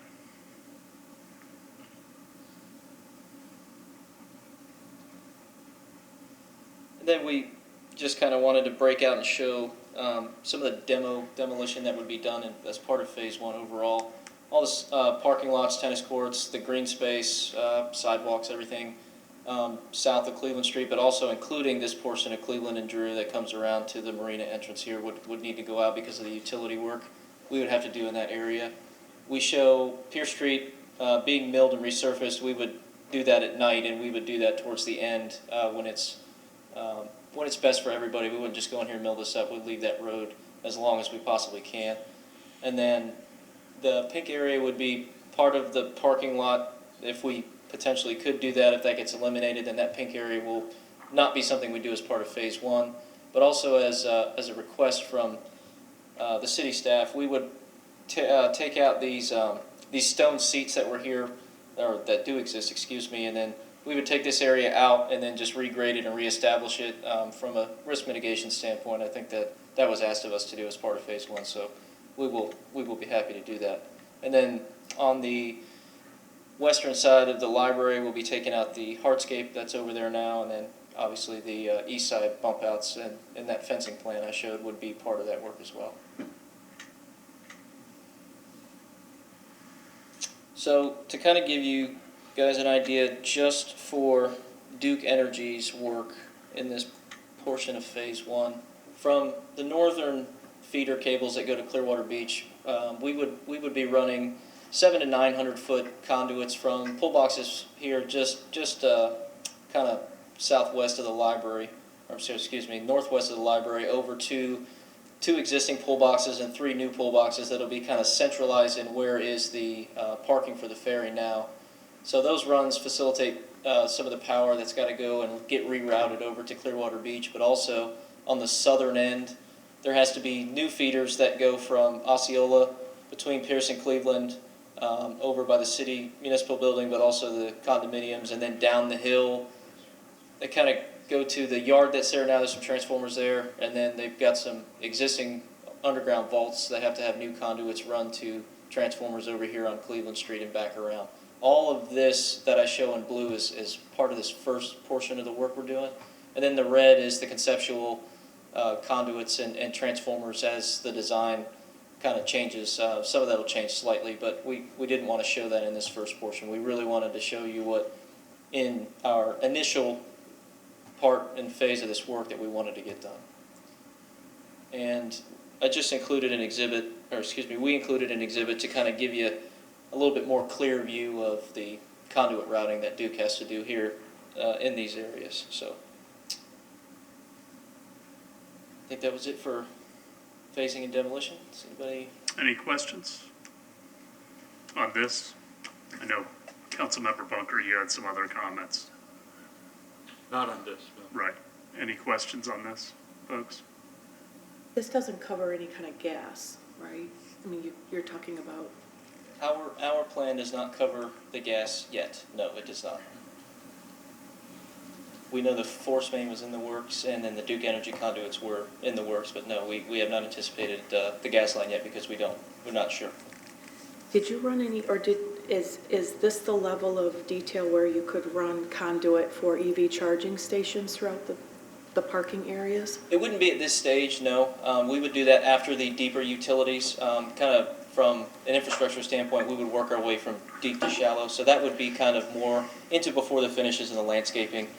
We would anticipate it in hardscape work, put sleeves in, stuff like that needed to happen, but that could easily be done, yes, before landscaping.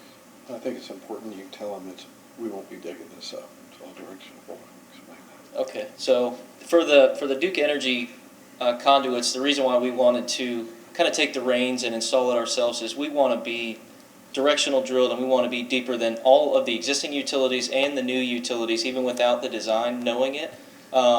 We're anticipating a depth of 10 to 15 feet below grade as it exists today, so that safety factor, they'll never have to be disturbed and dug up by anybody accidentally doing any kind of utility work, but also it helps us get Duke Energy going with moving and relocating their service lines and not being in the way of our future construction while this design is finishing and evolving. And there's no issues with being below the water table with that? There is no issues with doing that because those conduits are sealed. Even if they get water in them, Duke's not concerned with that. In my past experience, working with Tico and Tampa and Duke here, but that's not an issue. All right. Any other questions on this? All right, we're going to take a 10-minute recess.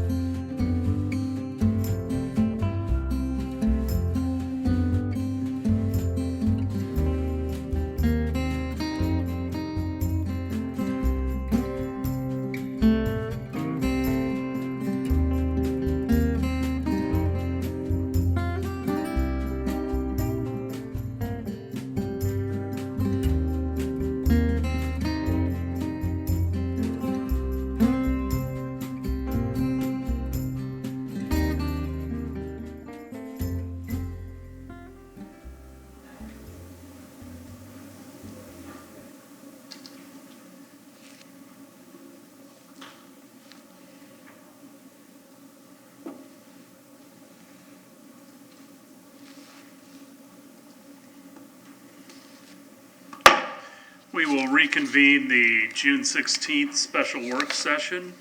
Left off with Mr. Bunker had a question, I believe. So I was throwing my support behind C. It makes the most sense. It's also the only one of those options that doesn't dominate the park. It does seem like, okay, there's a concert venue and there's a park. Is there any possibility of splitting the budget so that cost overruns on the concert venue don't take away from the park? We can do anything we want. Do we want to do that? Well, talk about, I mean, there's a certain amount of infrastructure that just needs to be done across the park that's, Tim, this might be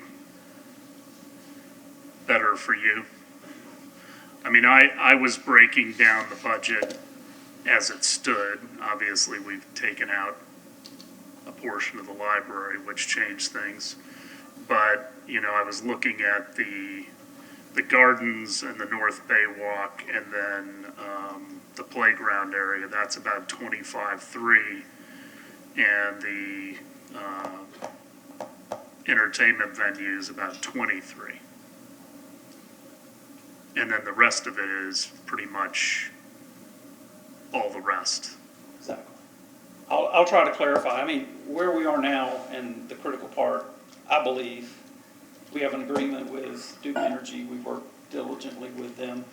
Anything that they need us to do, we're going to be significantly deeper than anything else we'll be doing in there. So if we can get that work moving, that's kind of what we're talking about with the enabling phases. So the underground work, some of the heavy lifting that has to be done to get things out of the way, if we can start that as soon as possible, if I can get approval to move forward with that, Skanska can go out, get with their vendors, put it on the street, get their bids in, get it turned around. I'm going to say worst case scenario, we could get the GMP, possibly 2 GMPs, one for the library, one for the enabling work, as soon as we can, but no later than mid-September for everything. I think we can get some of that in here sooner as a separate GMP just to get things going, but to show good faith with Duke and that we're acknowledging their schedule and their business plan. A lot of the things they have, they've ordered, they're ready to go, but if they can't pull the trigger, then they have to stop, reschedule. Who can work on it now? Because other people are, you know, retirements, all of that stuff. So I think we're in good shape. It's 6 weeks for them to get the GMP. We go through the process to get it back to you for council. There's a chance we can get some of it earlier, but mid-September, say the 14th, I think is that council meeting. We'll have the vast majority of that. But we will also have Stantec working on the revisions to the design and looking at what we can do for Concept C, additional parking, how we're going to move all those things, work through those things. My goal is we want to stick with the existing elements that everybody's already approved. We're going to be, you know, flexing them, adjusting them. Bill mentioned Mr. Horn mentioned that we went to the pier and saw that work. There's a lot of similarities in some of the things we're doing. We saw some innovative ideas there that I think we're going to look at. As I mentioned, we have an a la carte list, if you will, of everything everybody wanted in the park. We're going to look at the key priorities to get everything we want and work through those first, add what we can. Again, that's going to be tempered by him coming out and getting real prices. We anticipate they come down. We will prioritize the things we take off the list that we can add them back in. I've discussed this with Mr. Ravens. We know what our budget is. There's other things that have been assigned to this project and they're moving forward. Those are monies that have been spent. We're going to know what that bottom line is and we're going to work up to that. I do not anticipate us coming back and changing pricing significantly.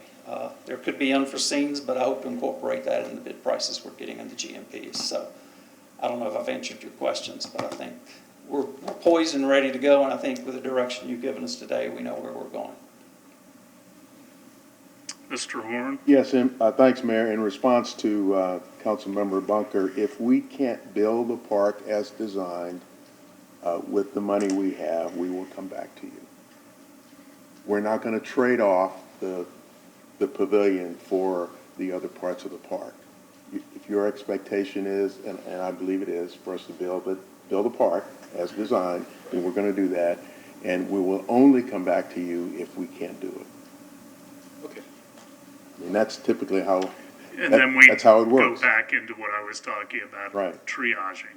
Because, if you kind of break these into bigger chunks, the bluff walks are 5 million together, the north and the south. The entertainment venue's 23, the gardens and the play area are 25.3, the gateway's 12. And then, the Marina and Bay Walk is another 6.6. I think there's a bunch of large components in there. I just hate to see elements of the park disappear because of cost overruns on the venue. And there will be people who say the same thing about both sides. Again, based on my conversations with Skanza and their experience, I just, that's not something I'm worried about as far as. Okay. And they're here as well. They're here. Councilmember Beckman. Thank you. I have, I go back to Mr. Delk's opening statement where he stated that council has a priority for a more aggressive, expandable, or expanded entertainment venue with more usage, a different design that had been proposed by staff or consultants and quite frankly, I think had been voted on by residents. And so that's why we're talking about this today. And while I can agree that a bandshell amphitheater, whatever we want to call it, might be better placed facing the library on the north side, I'm okay with repositioning that. That seems to make sense as far as offering a third natural wall. I feel like I have the weight of these thousands of conversations I've had over the last 2 years here tonight or today to say this is not what our residents want. And this is not what staff recommended. This is not what experts recommended. We are not discussing a $2 million operating deficit. And we're not discussing a $9 million budget deficit.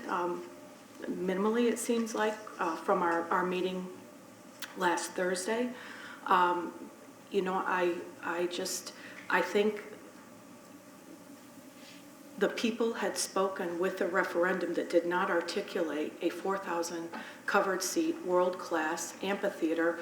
I have no doubt that Ruth Eckerd Hall or whoever we contract with can fill those seats because, as I was told by Ruth Eckerd Hall representatives, there's a need for a 4,000 seat plus, venue, and that's why they're pushing for this number.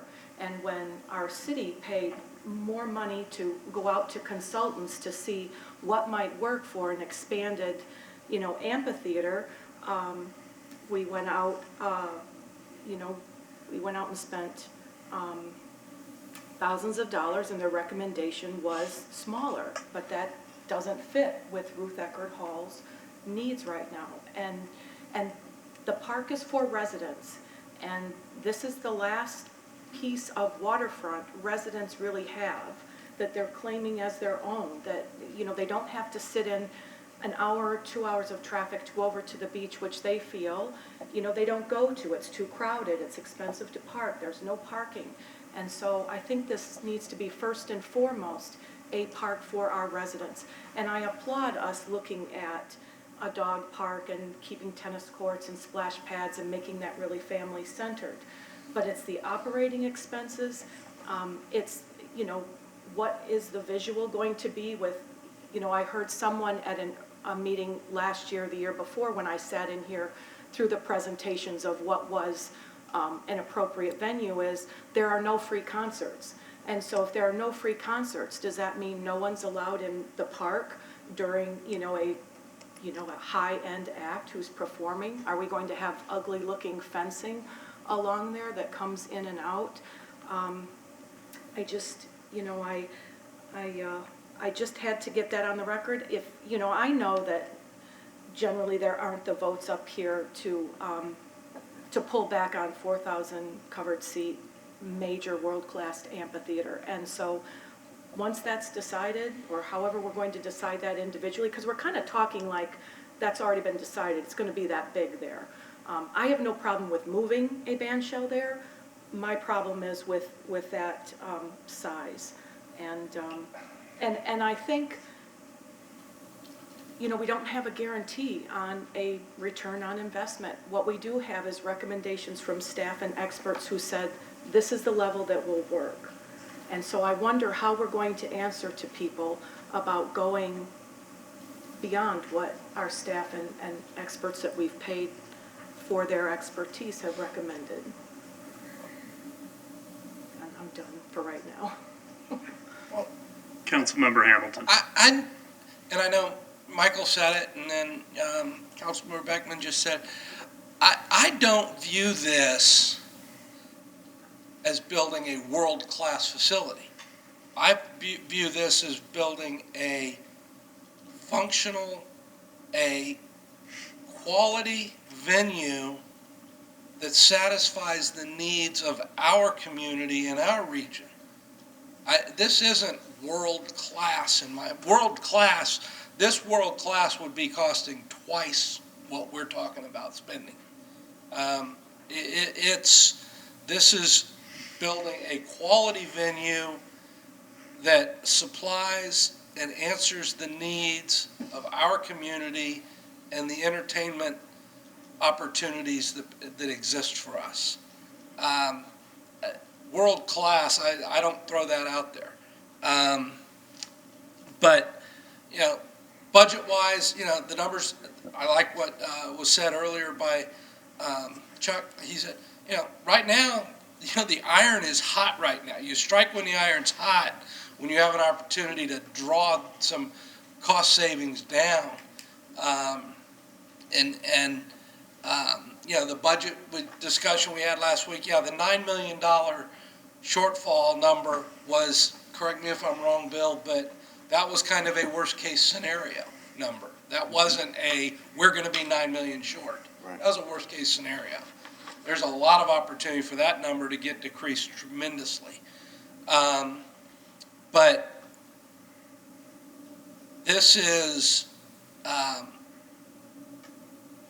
you know, I think where we're going with this, and I look forward to Thursday night, I think we're definitely moving in the right direction to build a project and a final product that will have great flexibility and will be able to serve the citizens of Clearwater and visitors and our regional population to a degree for generations to come. And you're not going to be able to do that without spending a little bit of money. And that's what we're looking at doing. Vice Mayor.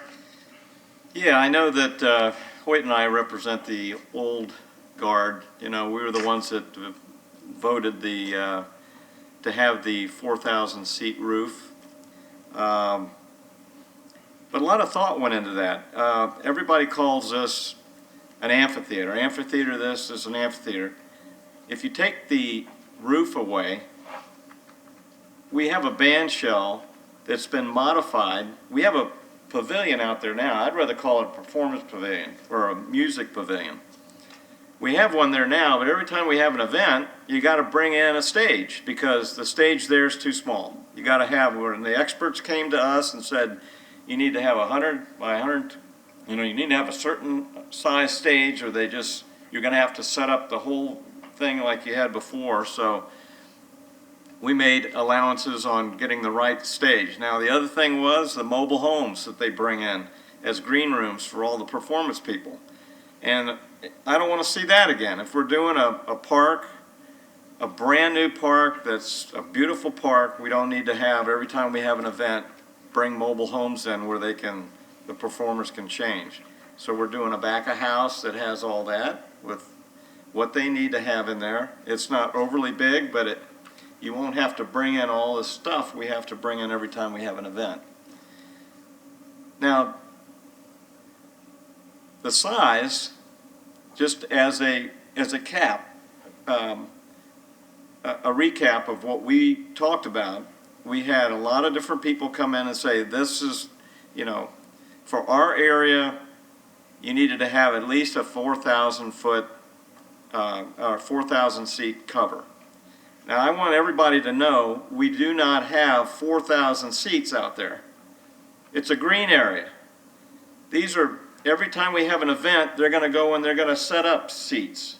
Now, whether we have 1,000 seats or 4,000 seats, depending on the size of the concert, that's how many seats they're gonna set up. When we're not having a concert, there's no seats. So it's not like all these other amphitheaters that you can go look at all over Florida that have fixed seating that are on, a big angle and everything. That's not going to be the way it is. And the actual position of our pavilion now that we're talking about is perfect because we have a bluff that we can use that's already there for people to sit on. I never was big before on bringing in and grading out, even as small of a grading area as it was. I like a nice flat surface, which we're going to have now for our green area. So I think the mayor covered the roof part of it. I love the sun. I've been here all my life, but I can't take a lot of sun anymore. And whenever we have events like even anything other than performances, having a covered area that people can set up underneath is a good thing. Now we got it pushed out of the way. You got a beautiful view of the bay. I think it's a good plan. But I just wanted to recap that because Hoyt and I we're really the only ones left of the old council that decided to have that, and I wanted you to know the reasons why we decided on that particular configuration. And to add on to that, we also, 4,000 covered seats. I'd love to be able to have you want the covering when you need it. You don't want the covering when you don't need it. I mean, it'd be great to have a retractable roof that gives you shade when you want shade and protects you from the rain and the elements when it's raining, but on a beautiful night, be able to open it up and see the stars. But now we're going to add another $20 million to this project for a retractable roof. That's not an option. So it's, unless you can find $20 million. But, so we live in Florida. It's hot, it's humid, it rains. It makes perfect sense to have coverage over a portion of the seating, and talking to the people who know the business, 4,000, they actually wanted a few more than that. 4,000 was the number after having discussion that we came up with and said, that's a number we can be comfortable with and move forward. So, I mean, it is what it is. I mean, that was a decision we made to move forward. Councilmember Beckman. Well, would that decision be, up for discussion with community input on Thursday? Because we're reevaluating everything else. Is that number going to be addressed, or are people shouldn't waste their time, voicing an opinion about the size? Well, first of all, we don't dictate what anybody can come and recommend. So, and then secondly, motions can be made and seconded, and then they're voted upon. As you said, you can count.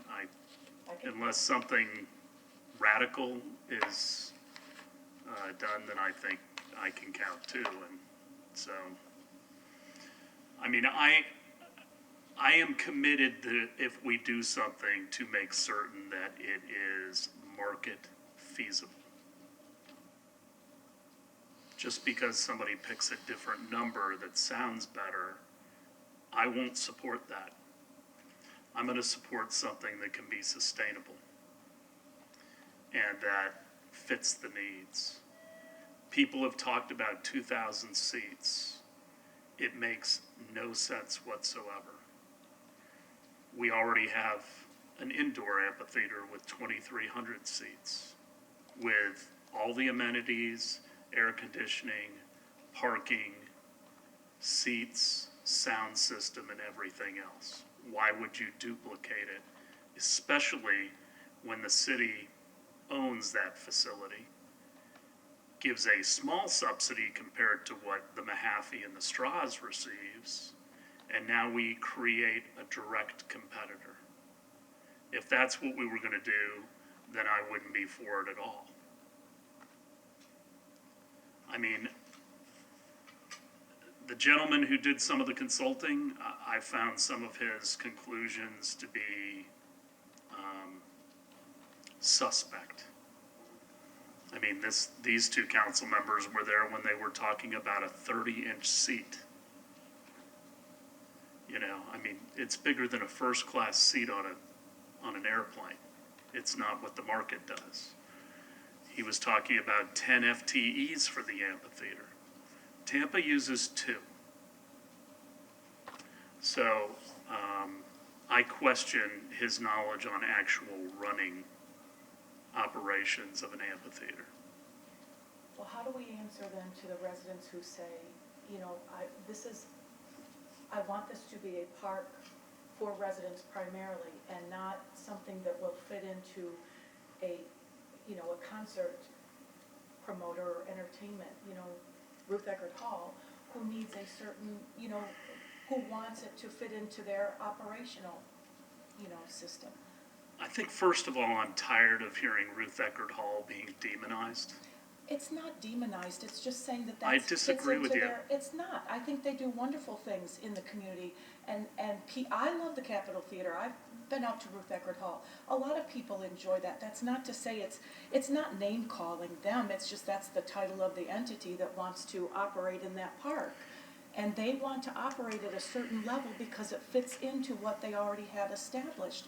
Or when I had my one-on-one conversation with them, it's what a market is demanding right now. And so I get that. But I think the fact is that there are better locations for that kind of a venue. And I think, putting it on the waterfront is not what our residents want. I mean, that's just what they voiced to me, and I think that's what, the referendum did not articulate that. And so the only information we have about whether or not they really want that there is anecdotal from circulating and what they're emailing and voicing at meetings, All right, I'm gonna lay myself out there. I'm gonna put it out there, and I'm gonna take so many bullets for this one. It is what it is. Pam, the referendum on the band shell, what was the result of that referendum? It was not a 51-49. It was a. I don't recall the outcome, but it was substantially. It was like almost 70-30, if I remember correctly, in favor. It was a very exceeded high 70. number. And my experience after being here for 12 years is after something like that happens, the negative voices get louder.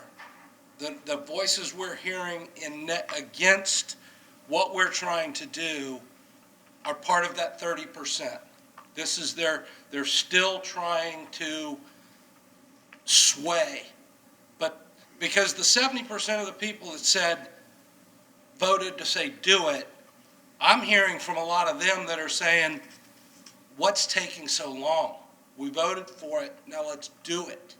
So, but I'm not up here doing that. It's the squeaky wheel gets the grease, and the problem is the squeaky wheel is coming from the minority that did not win that election, and that's my experience over 12 years. So, while they're more than entitled to their opinion, they're more than welcome to come speak in front of us, give us their opinions. It's not,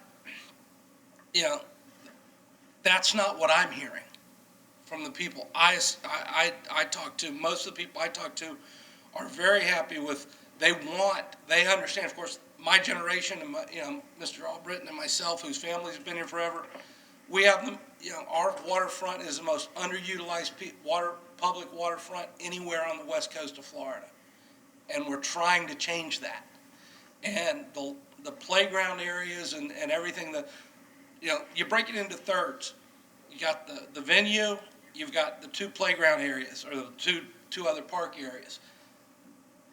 2/3 of it are going to be available almost all the time. And it's going to be much easier to secure the northern third when there is going to be a venue, a concert, or an activity there. But it's, the majority of the days, the vast majority of days, the entire park is going to be accessible and have the amenities that the general public has expressed to us that they want to see. 75.8%, according to Ms. McManus in the back of the room from the article. Can I just say though, but this is what they voted on. It is to allow construction and maintenance of certain improvements, including playgrounds, water features, artwork, a boathouse, marina office, restrooms, surface parking, roadways, plazas, sidewalks, trails, elevated walkways, boardwalks, benches, picnic tables, water fountains, litter receptacles, and similar amenities to support active and passive You had uses. two referendums. We're talking about the previous referendum that is about the band shell. Yeah, That's the one you're referring to, we're adhering to that 100%. yeah. Well, Ms. Aiken? So there are Let's two see its referendums facts. that change that provision of the charter. And the one that you were reading from is the second referendum that addressed the Imagine Clearwater issues and the other improvements needed in the park. The year before that, or 2 years before that, I believe, was the referendum for the band shell. And the language in the, I don't recall the question language, but the language in the charter that was approved is a city-owned band shell and associated facilities, including removable seating. So that had been approved a full year, or at least 1 year, I believe, maybe even 2, before the provision that you're addressing. Councilmember Bunker? If Kathleen and I had both been on the council much earlier, I think we both would have been passionately fighting for a smaller venue. Now, I spent my high school life and my college life in the theater. I love a great theater stage, so I support that, and the necessary room for artists and all of that, wonderful. I used to go to the Hollywood Bowl when I lived in LA for 15 years. Never once did we need covering. And it gets hot, and it does rain there in Southern California, not as torrential as here, but that was one of the nice features of it. You could sit outside and see the stars. So I would have fought for something smaller than what we're settling on, but I think that battle has largely been lost. We've been dragging this on for so long that nothing's ever going to get accomplished if we don't start working on it now, it seems. I am greatly happy, as you brought up, Mr. Mayor, schools being able to use it for graduation, theater companies being allowed to mount productions in the park.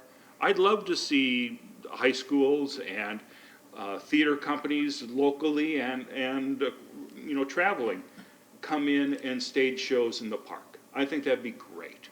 And as many movie nights on the huge screens that's going to be part of the stage. Spectacular.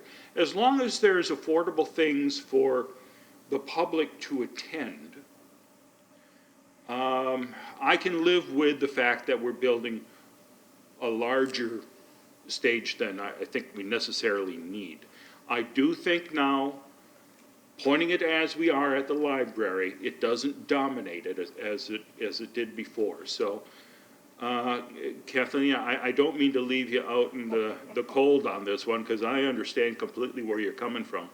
I have heard so many people in the community saying that they don't want this large facility, but they do want a new stage. I've only heard one person in all this time say to me, we've got to have that amphitheater. But as you say, I can count. Well, I think also what happens is Ms. Beckman was against this during her campaign.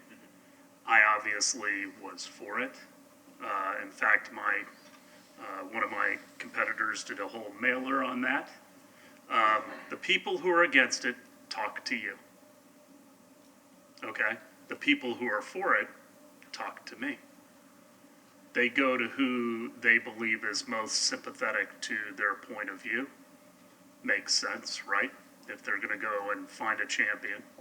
But I get a lot of people that believe that, you know, a 2/3, 1/3 in Coachmen Park. And folks, we need an economic driver.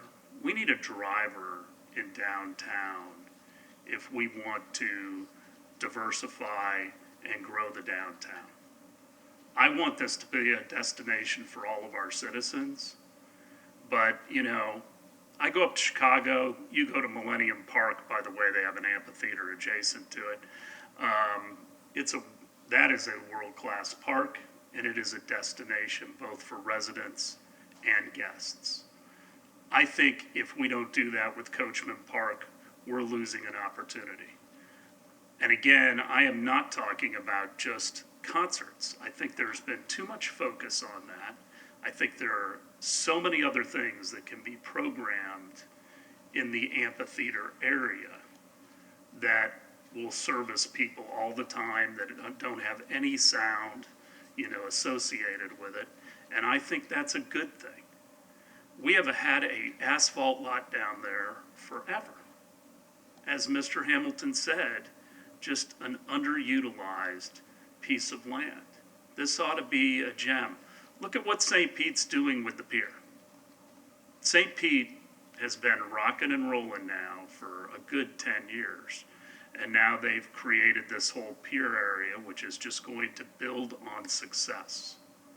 We have success with the marina.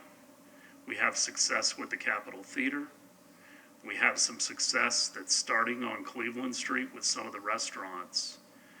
You know, I like to talk about the law of inertia, and once you get a body in motion, it stays in motion. I think we are starting to gain more momentum, and it's something that we ought to try to propel that body even further. And I think this is one of the ways that does it. But ultimately, we're going to hear from citizens on Thursday, and you know, we're going to have two very different items on Thursday. One where we've got a whole group of citizens that want us to kill something going to referendum, but ultimately is pure democracy. And then another item that is representative democracy. I have a question about, so how are we going to answer to the $2 million, so two questions. $2 million deficit going forward, annual deficit, and is that just answered as in, I don't think that those numbers are accurate? And then if you could explain a little bit what that conservancy would look like, I don't understand how that operates. Well, the talk was of creating a conservancy of people that would start a not-for-profit organization that would help support Coachmen Park and all the different elements. And help fund things in Coachmen Park? Correct. Just like Friends of the Library do for our library system. There are people that bequeath parts of their estate to it. You know, and other things like the botanical gardens.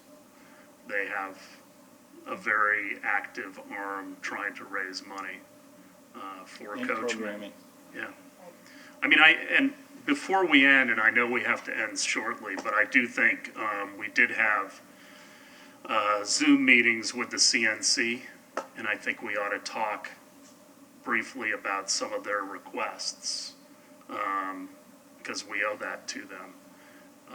I think they talked more about programming and the breadth of programming that they want in the park, which I hope that we're doing our own programming with the city, with Parks and Recreation, but I would also love to partner with other organizations that will do programming so it's not solely on our shoulders.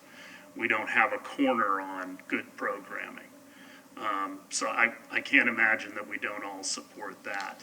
I think the two other issues, though, were they desired a dog park and tennis courts.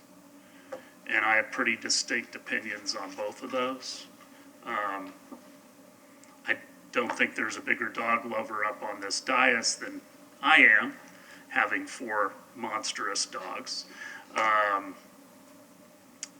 And I understand that downtown is an urban environment, and over time probably will become even more urban if we are fortunate. I could support an area for a small, some dog runs, not to the extent that we have at Crest Lake Park. And I raised the issue of Crest Lake only being about 3 miles away. But they were talking about the fact that there aren't as many places downtown to walk dogs. And most of Water's Edge, for instance, uses City Hall for the time being, but that will go away. As far as the tennis court goes, I do not support having tennis courts down on our waterfront. I played tennis for years until my hips and knees went south. And when you're playing tennis, you're looking at the ball and your opponent. You're not looking at the beautiful waterfront. I think there are other places in our downtown we can replace the tennis courts. I just think that's common sense. That's my stance. Vice Mayor. Yeah, and I agree with you on the tennis courts. We've got great tennis facilities elsewhere. Dog park, I know that Water's Edge were talking about us demoing City Hall and using the footprint of the old City Hall fenced in for a dog park. Of course, that never happened, but I'm amenable to thinking about a small area for a dog park. You know, it could be incorporated into the park somehow. The other thing was brought up to me were concrete tables where people could sit down and play cards. I think we have that. I think in the pavilion, don't we have tables and umbrellas out on the pavilion top and then down below some areas where people can sit? You mean in the Imagine Clearwater? Yeah. Yeah, they wanted tables for like chess and backgammon and other things. The only issue with that is, do you bring your own pieces, or I don't know that we're going to have a staff member down there that's going to, you know, allow them out. Do you place a deposit and have to bring it back? I think it'd be, I don't know, they were talking about maybe a board or something where you can write the winners of card games and stuff. But I think we have an area by the pavilion, the entry pavilion, that has seating there that they could put something up in that area. But I know that the other concern, they'd like the moving of the sound pavilion out of the way so you have a better view. I think that's been accomplished. So, Councilmember Bunker. I think any park is made better by happy dogs frolicking about On a leash, unless they're in the run. in the run. Yeah. I would be in favor of that, and I would push for it to be as big as possible, not a tiny little rectangle. I think, I'm a dog lover too, but I think dog areas serve not only the people who have pets, but I know I like to stand around and watch the dogs play. I think it's a great spot to get people to meet up regularly, get people to come down to the park. If you're down there and you don't have a critter, you just want to go and watch them. So I'm all for that. And I like the idea of, you know, basketball, tennis, those things are low-cost sports. They don't, you know, you're not paying for, you know, green fees or anything. You just show up with a ball and you can play. So I would advocate for those kinds of things. And one thing I've noticed recently with COVID and going through Coachmen Park a lot is there are a number of, it looks like, little kids sports teams and adults who are running up that hill to the old City Hall and stuff for exercise. And so even if we had wide steps where people can run steps, you know, athletes run steps to work out. I think something like that is cheap and low maintenance, and it encouraged people to sit on a graduated bluff and look out at the sunset. So again, you know, I'm all about family friendly. I want it to be low cost, accessible, and family friendly.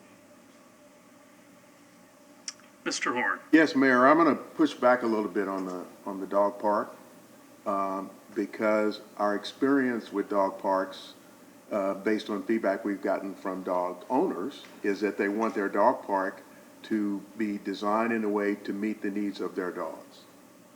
And so when you start talking about, like you said, well, we need a big park, well, you're probably correct, because people who have small dogs don't want their small dogs eaten up by big dogs.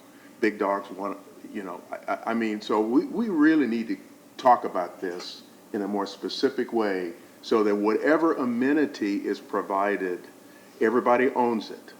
Because right now, what I'm hearing, I don't think it's workable. I honestly don't. Unless we decide that we're going to make some trade-offs on what kind of dogs we are going to accommodate in the park, or if we're now going to, as we create this amenity, we're probably talking about a lot more space than what we're thinking.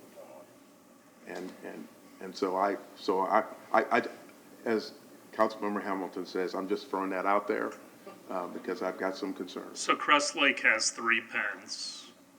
It's got a small pen for small dogs. It's not a small pen.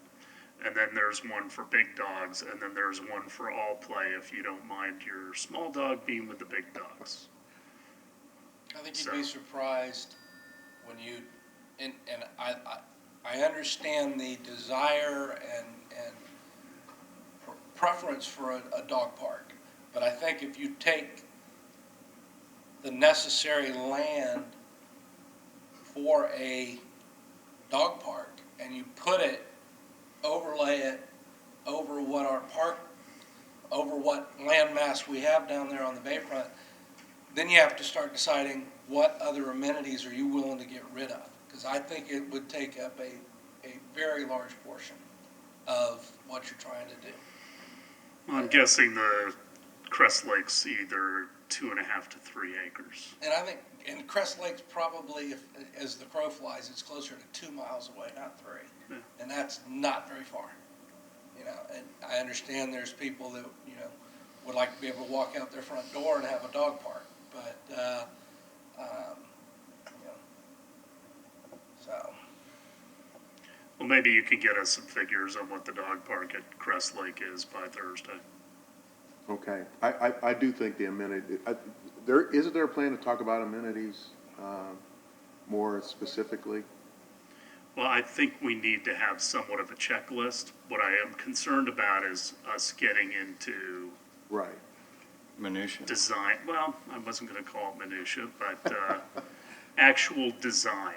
I mean, that really concerns me, that we get into really designing the park. I think we ought to rely on people who've designed other public spaces rather than ourselves. As long as, and take this one in the spirit it's meant, as long as the architects don't get too free with our money. Because like one of the things that I always go back to is I wish on the streetscape in downtown we hadn't done pavers.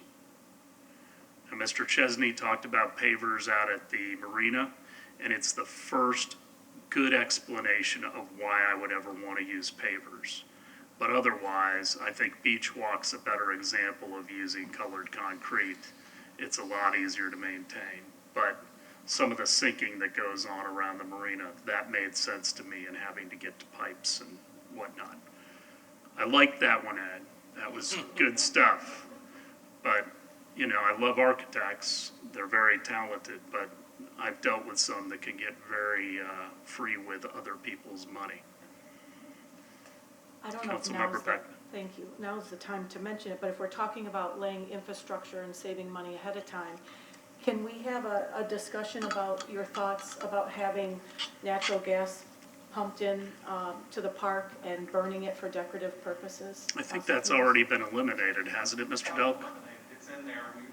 It's one of the prices we have. Come on up, Tim, if you're going to talk. So it's not so much a cost, it's more of a philosophical thing right now? Right now, there's 12 torches, if you will, around the park and another one in the water of the pond. So, I mean, they're in there. along with a lot of other things. I think 12 may be a bit much, based on what the costs are looking like, but those are decisions we can make, and I'd like personally to have a staff decision made based on the input of our consultants and see how we go forward. But I think it'd be perfectly appropriate to come in at that time and talk about the things we feel we need to cut and reduce and how it relates to the budget monies available. That's really where we're very close. I mean, 3 to 4 months of breaking out the smallest parts of this project and knowing what they're gonna cost. We're ready, and I wish we were there already, but we're getting there. Okay, anything else staff needs? Any other direction? We're good? All right, bring your Snuggies Thursday, it's gonna be a long one. We're adjourned.